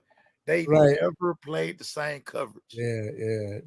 But that's a blueprint. Now it seems like, we thought CJ messed it. Yeah. No, change them coverages on it. Change them coverages, man. Yeah. So it's crazy, man. Real quick, do you think Minnesota? You believe in Minnesota? I'm starting to sip the Kool-Aid. The most important part of the shoot at Kool-Aid is putting how many spoons of sugar you gonna put in there. Right. I'm starting, instead of the spoon, I'm starting to take the bag. Right. Starting to be comfortable with it. I ain't measuring it no more. Look, you can tell, depending on what color the Kool-Aid is, let's say if it's red, you can see where the sugar is, at that point in the picture. Yeah, but it's supposed to stop. Hey, you look at that thing. A lot of sugar in there. That's good. Right. Yeah, man. I'm with you. I'm starting to believe, bro. What they did to the 49ers, I was like, whoa. But what they did to Houston, bro, it was like, dude. Man, so what? Go ahead. What was you gonna say? I'll just say I don't know if Brian Flores ever gets a head coaching job again. Right, but he ain't gonna never have to worry about coaching defense. Never. So as far as the teams, we kind of brought them into, it was like 4 teams we picked last week where we were saying which team you'd see will bounce back. 2 of these teams we're going to talk about today. I'm going to ask you now, what 2 teams should we say, all right, it's time to panic now? Dallas or Cincinnati? Shit, both. Both. It's time to panic for both. And with Dallas, dude, it's simple. They can't run the football. The defense, no adjustments like Mike, and they keep putting the camera on Mike Zimmer. And you like, he got this little bitty card. You see Michael Parsons' body language is horrible. Mm-hmm. But you keep getting gashed on the left-hand side. So many guys were making business decisions against Derrick Henry. And it was at the line of scrimmage. This ain't even before he got in the secondary. Right. Defensive line like, now, did they call DeMarcus Lawrence's name at all? No.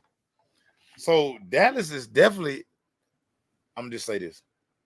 If Dallas lose tomorrow night against the Giants, oh yeah, Jerry Jones is going to be a mental patient. mm-hmm. Y'all think Jerry talking now? Jerry not gonna shut up, and some heads gonna start rolling in Dallas. And that's the reason why I say panic in Cincinnati is, no, Joe Burrow he's not right.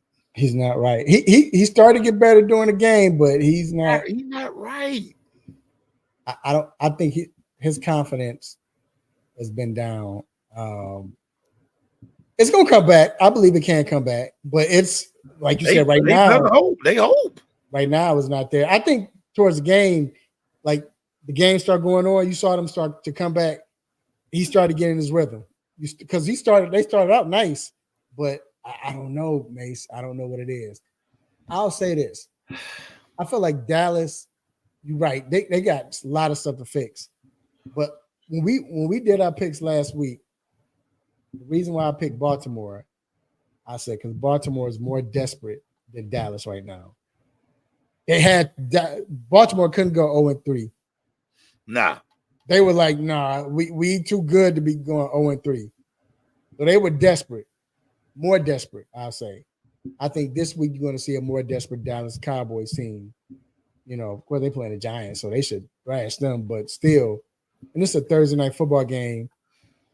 It's always blowouts anyway. Either they're going to get blown out or Dallas is going to blow them out, but somebody getting blown out. It's a Thursday night. Right. So we'll see. But I picked Dallas to blow them out.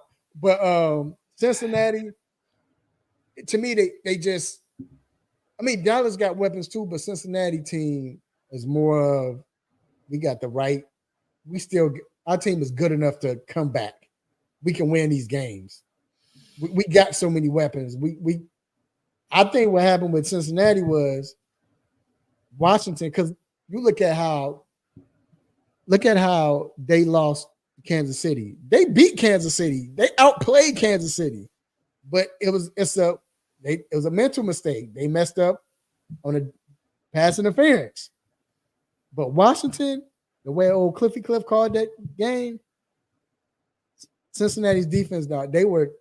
You know how you said Minnesota did Houston? Yeah. The way Cliff was calling them plays and had Washington had Cincy guessing, and then they weren't ready for it, bro. They were not ready for it. So I think they got beat, and it was like they didn't know what you put that on the defense because the offense they pretty much played well enough to win that game, right? But defensively, and this might be the thing with Washington so far because you don't have any game film on Jaden, enough game film on Jaden to catch his tendencies, especially because Cliff keep calling Cliff calling these different plays, man, and getting his confidence up, and you think, he's just gonna throw a quick. You don't know what he's gonna do after that, right? So much for that college offense. They were talking about he just running college offense. All right, college offense, y'all couldn't stop it. Right. All right, man. So look, because of time, we're not gonna do the picks. We don't have Dr. Fowler. Me and you, it was only one game. We have different. Matter of fact, I'm about to pull it up. Last week was horrible, horrendous. So underdog city. So there you go. This is the record right now. Jesus. Yeah. So, like I said, besides the Baltimore Buffalo game, we picked the same. Doc is going New Orleans, and he yeah. So I don't know, but let me ask you a question. So real quick, with the Buffalo Baltimore game, why did you choose Buffalo? I know why you chose him, but why do you think? Drew, I just think right now Josh Allen is playing tremendous football, dog. It's truly a thing, addition by subtraction. No Stephon Diggs, he's flourishing now. He's playing the type football that I think everybody thought he could play, because now he doesn't feel like he got to force the ball. Like, this is truly his team. Right. It's nobody who's gonna question when he comes to the sideline. I can tell y'all this personally, because I've been on both sides of it as a quarterback and as a receiver. You don't want to hear somebody every time you come to the sideline, I'm open. You don't want to hear that. What Josh is doing, and I make a point to watch his film first when the All 22 finally releases, because I just want to see his ball distribution. And he's in that mode now, dog. If you open, you open. If not, I ain't worried about it. Or I don't have to explain to Keon Cole or Shakir, or I don't have to explain to them, hey, why ain't throw them the ball? He goes to the sideline, he gets his Surface Pro, he put his hat on, and he don't have to worry about some diva coming over there talking about some, hey man, he don't have to worry about that. So he's playing a much better brand of quarterback. And oh, by the way, now he trusts the running game, because now he don't have to worry about, well, I know I gotta take 10 shots to this damn diva receiver. Now that stuff can be distributed to James Cook, handoffs, and backfield. I just think he's in such a great rhythm right now. So that's one of the reasons. That's the main reason I took Baltimore. Buffalo.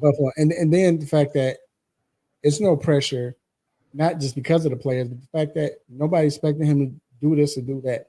No. So he's like, hey boys, let's go have fun. And they're having fun. You got darn it, Raphael. That's why you cover the NFL.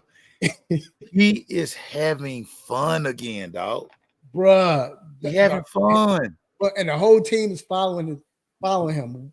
They're laughing. I mean, when I saw, this is what was so dope to me. The second touchdown, the first touchdown, Cook got, and everybody going crazy, they laughing and all that. Second touchdown pass to Kincaid. Cook wasn't even on the field. Cook came was the first one to jump on him, and I'm like, they are having fun. You see it on their faces, bruh. Because now nobody ain't on eggshells. Oh man, like, you know how you just, certain people that bring the energy of everybody down. Yeah, and that's what Diggs did to that team. It's like everybody had to answer for it. Like, dog, they probably talk to every media member that come through that. Now they probably like, ain't nobody trying to run out the locker room because ain't no Steph Diggs questions. Hey, we got to get Pat on here. Yeah, we got to get him on here so we can find out what's going on. Yeah, we might get him on next week, man. We got to find out. This is the perfect week to get him on. I didn't even think about it, but bro, I know they all sitting there like, they probably sitting at their lockers like, but they probably like, wherever his locker was, they probably put the stereo in there. Like, don't ever get nobody that locker, right? That locker cursed. Like, put a TV in there or something. And they having fun, dog. They're having fun. And then we don't have anything to lose. We don't have anything to lose, So I chose Baltimore because I just think now they settled in. They finally did what they were supposed to do. Yeah. Run Derrick Henry, man. Let the offense go through Derrick Henry, and then let Lamar do what he do. That's it. That's it. You don't have any weapons. I mean, I like my guy. What's my guy name? Number 4. Zay Flowers. Zay. I love Zay, but that Mark, like I said, with him, Mark. God, I can't think of nobody's name now. The tight end. He's not. I don't think he's healthy. But then too, like I said, you don't have any weapons there, man. So run your best player besides Lamar, which is Derrick Henry. That's why you pay him. Why you paid him? Why you got him there? And then just let Lamar do what he do, man. After that, it's like we've been saying, dog, it's gonna open up the whole offense. And I think now they're like, all right, we're back at it. I think Baltimore is one of the hardest teams to beat just because of their style. They have this rugged. You're gonna beat us. You're gonna beat us. We're not gonna make mistakes. Right. We're physical. We're gonna play our game no matter what. You know we're physical. Yeah, we're gonna play our game no matter what. So I think it's gonna be a great game, but I just think Baltimore now is about to go on this run. I don't think Buffalo has played anyone of this caliber yet. But it's scary, man. The way Buffalo playing, the fact that they having fun, the Jokers might put up another 50 points. I mean, they putting up points. They weren't even putting up points last year with better players. And they just, I don't know. Addition by subtraction, big dog. Yeah, man. Yeah. So I gotta ask you, bro. Braves. We talked about it. Big homestand right now, and they probably got saved by the baseball gods or by God because like you said, they could have lost this game, so they needed. Hey, yeah, maybe y'all done had a right lineup in, or y'all didn't, what have you. But I'll say this: if they get in, as bad as the season has been, I think this is a good way. Even if they lose in the playoffs quickly, it's a good way to go out because you battle for it. Because everything you had to deal with, it wasn't just like all season. It wasn't like Braves was just horrible and they just everything you had to deal with all season, and you be able to come back, and then the fact that you beat the Mets again. Why not get you beat the little brother again? Yeah, see, I told you y'all can't get us. You know what I'm saying? Yeah, it's good. But I gotta ask you, man. We talked about it 3 weeks ago. We said, I asked you who was the MVP. You were saying it's Judge. We all agreed, but things had changed. And I think Ohtani only had like 42 home runs at that point, 42, 43. I'm gonna ask you now, who has had the better season? Okay, so Judge has hit. Hold on, I'm about to go to him now. Go to stats. So we look at Judge right now. His stats. Judge, of course, he's leads major. He has 56 home runs, 139 RBI, right? And this Joker's batting 324, which is crazy. Mace, that's crazy. It's crazy, dog. Crazy. Shohei comes in. Oh, and his slugging is 698. Shohei now has 53 home runs. This Joker has 55 stolen bases. Batting 301. Judge has 139 RBI. Shohei 123 RBI. So I'm going to ask you, who's had the biggest season? Who's had a better season? My guy. Whenever you've done something that's never been done, right? When you start making up categories, right? We've seen the 50, 60, 70 home run. We've seen. And Barry Bonds is hitting over 320 something, 330 then too, with the 70 home runs. Yeah. What we're witnessing is crazy, dog. And you almost can't put it into words because you're kind of sitting there like, dog, he could be like a 60-60 guy. Right. You know what I'm saying? Like, he could be a 70-70 guy. Like,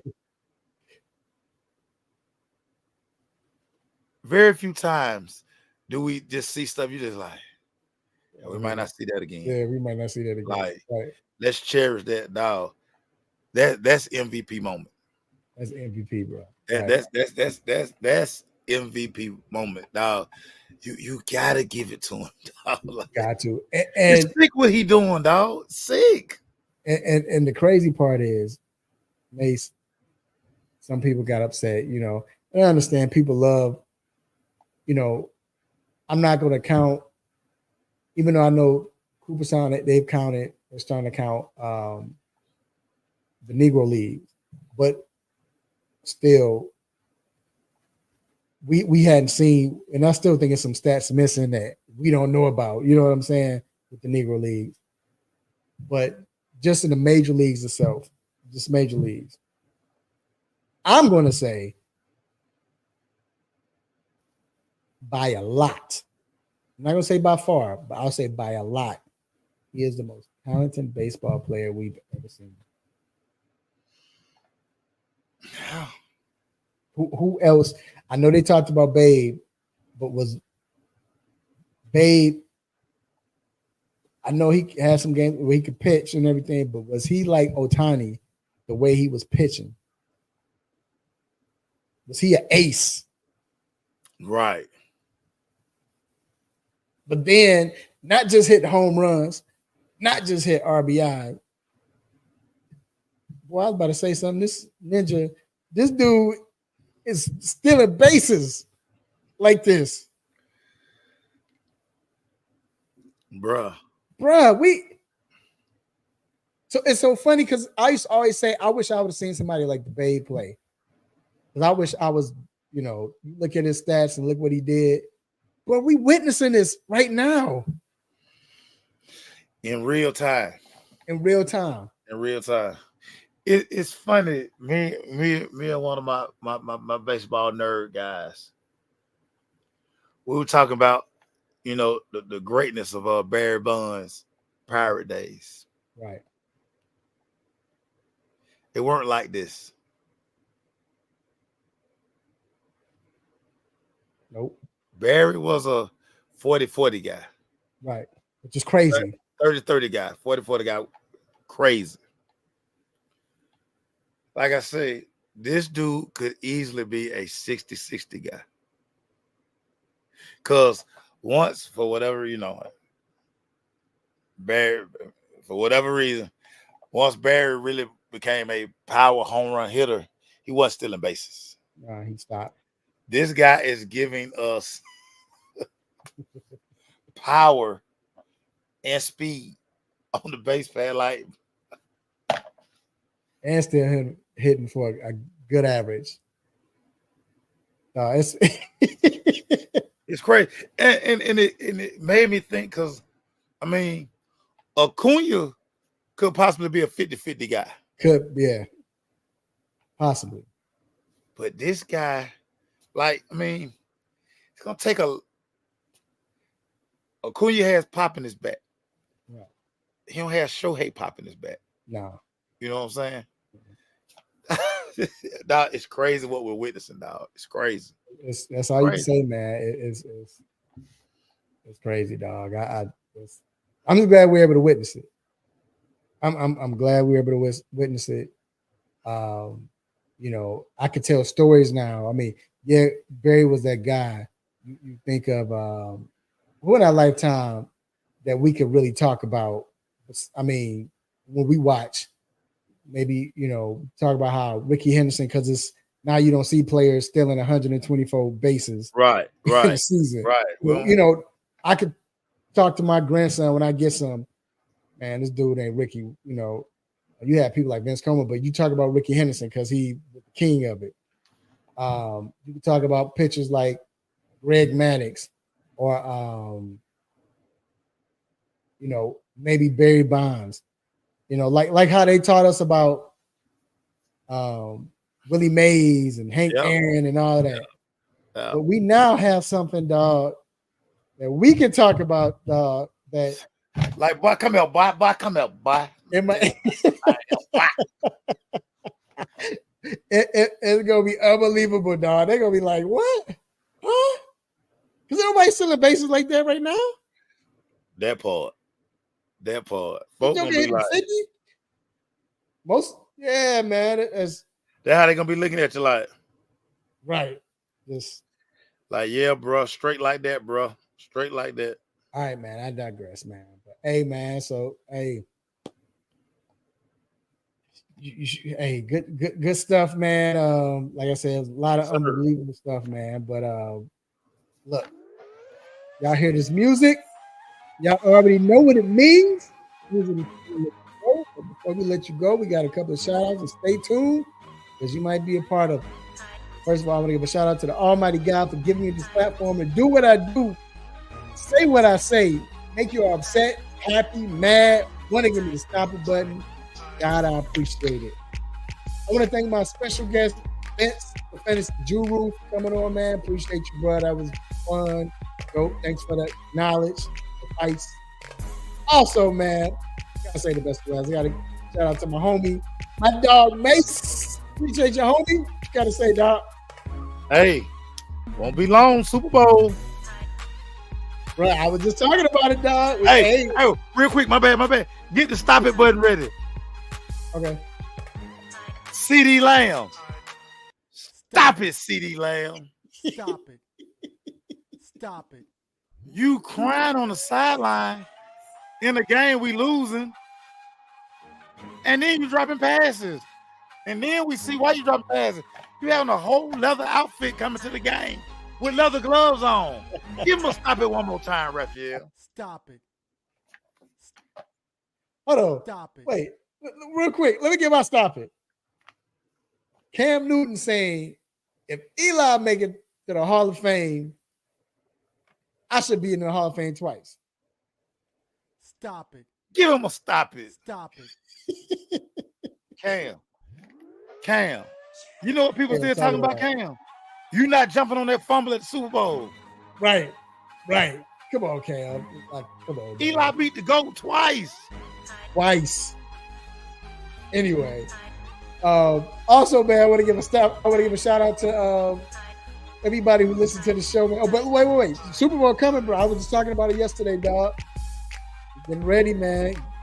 About to be crazy. Can't wait. But I want to give a shout out to Mike Patton, man, for coming on, man. Appreciate Mike. Aaron Langley, Vince was in there, man. The gang. Appreciate y'all. Yeah. Also, shout out to my lovely children, my nieces, nephews, aunties, cousins, play cousins, brothers, sisters. Hey, you know what it is. Also, I want to say, love them, family. Let family know that you love them. Love them while they can still feel it. Love them while they still alive. Hey, man, have a safe weekend. Be safe out here in Georgia. You know, they got canceling that bad everything. weather. Y'all be safe. They canceling everything. Canceling everything, bro. I'm gonna have to go to the store tomorrow. But good luck. Stuff, it probably ain't gonna be nothing in there. I know. I'm gonna try to go early because bugs. You ain't lying, bro. But hey, I want to say to all y'all sports fans, man, we got WNBA playoffs right now. It's going crazy. Good matchup next round with Las Vegas, New York. This is supposed to be championship, but I can't wait. Also, you got NFL football, you got college football, you got baseball, you got media day for college basketball for the different conferences, man. NBA media day is about to kick off next Monday. Hey, y'all, so much. Don't complain about nothing to watch on TV. So much. Also, man, eat healthy, or eat good, I should say. Drink responsibly. Hey, until then, next week, same time, same show, same crazy host, same sports nonsense. When you miss me, I'm out. Peace. Yeah.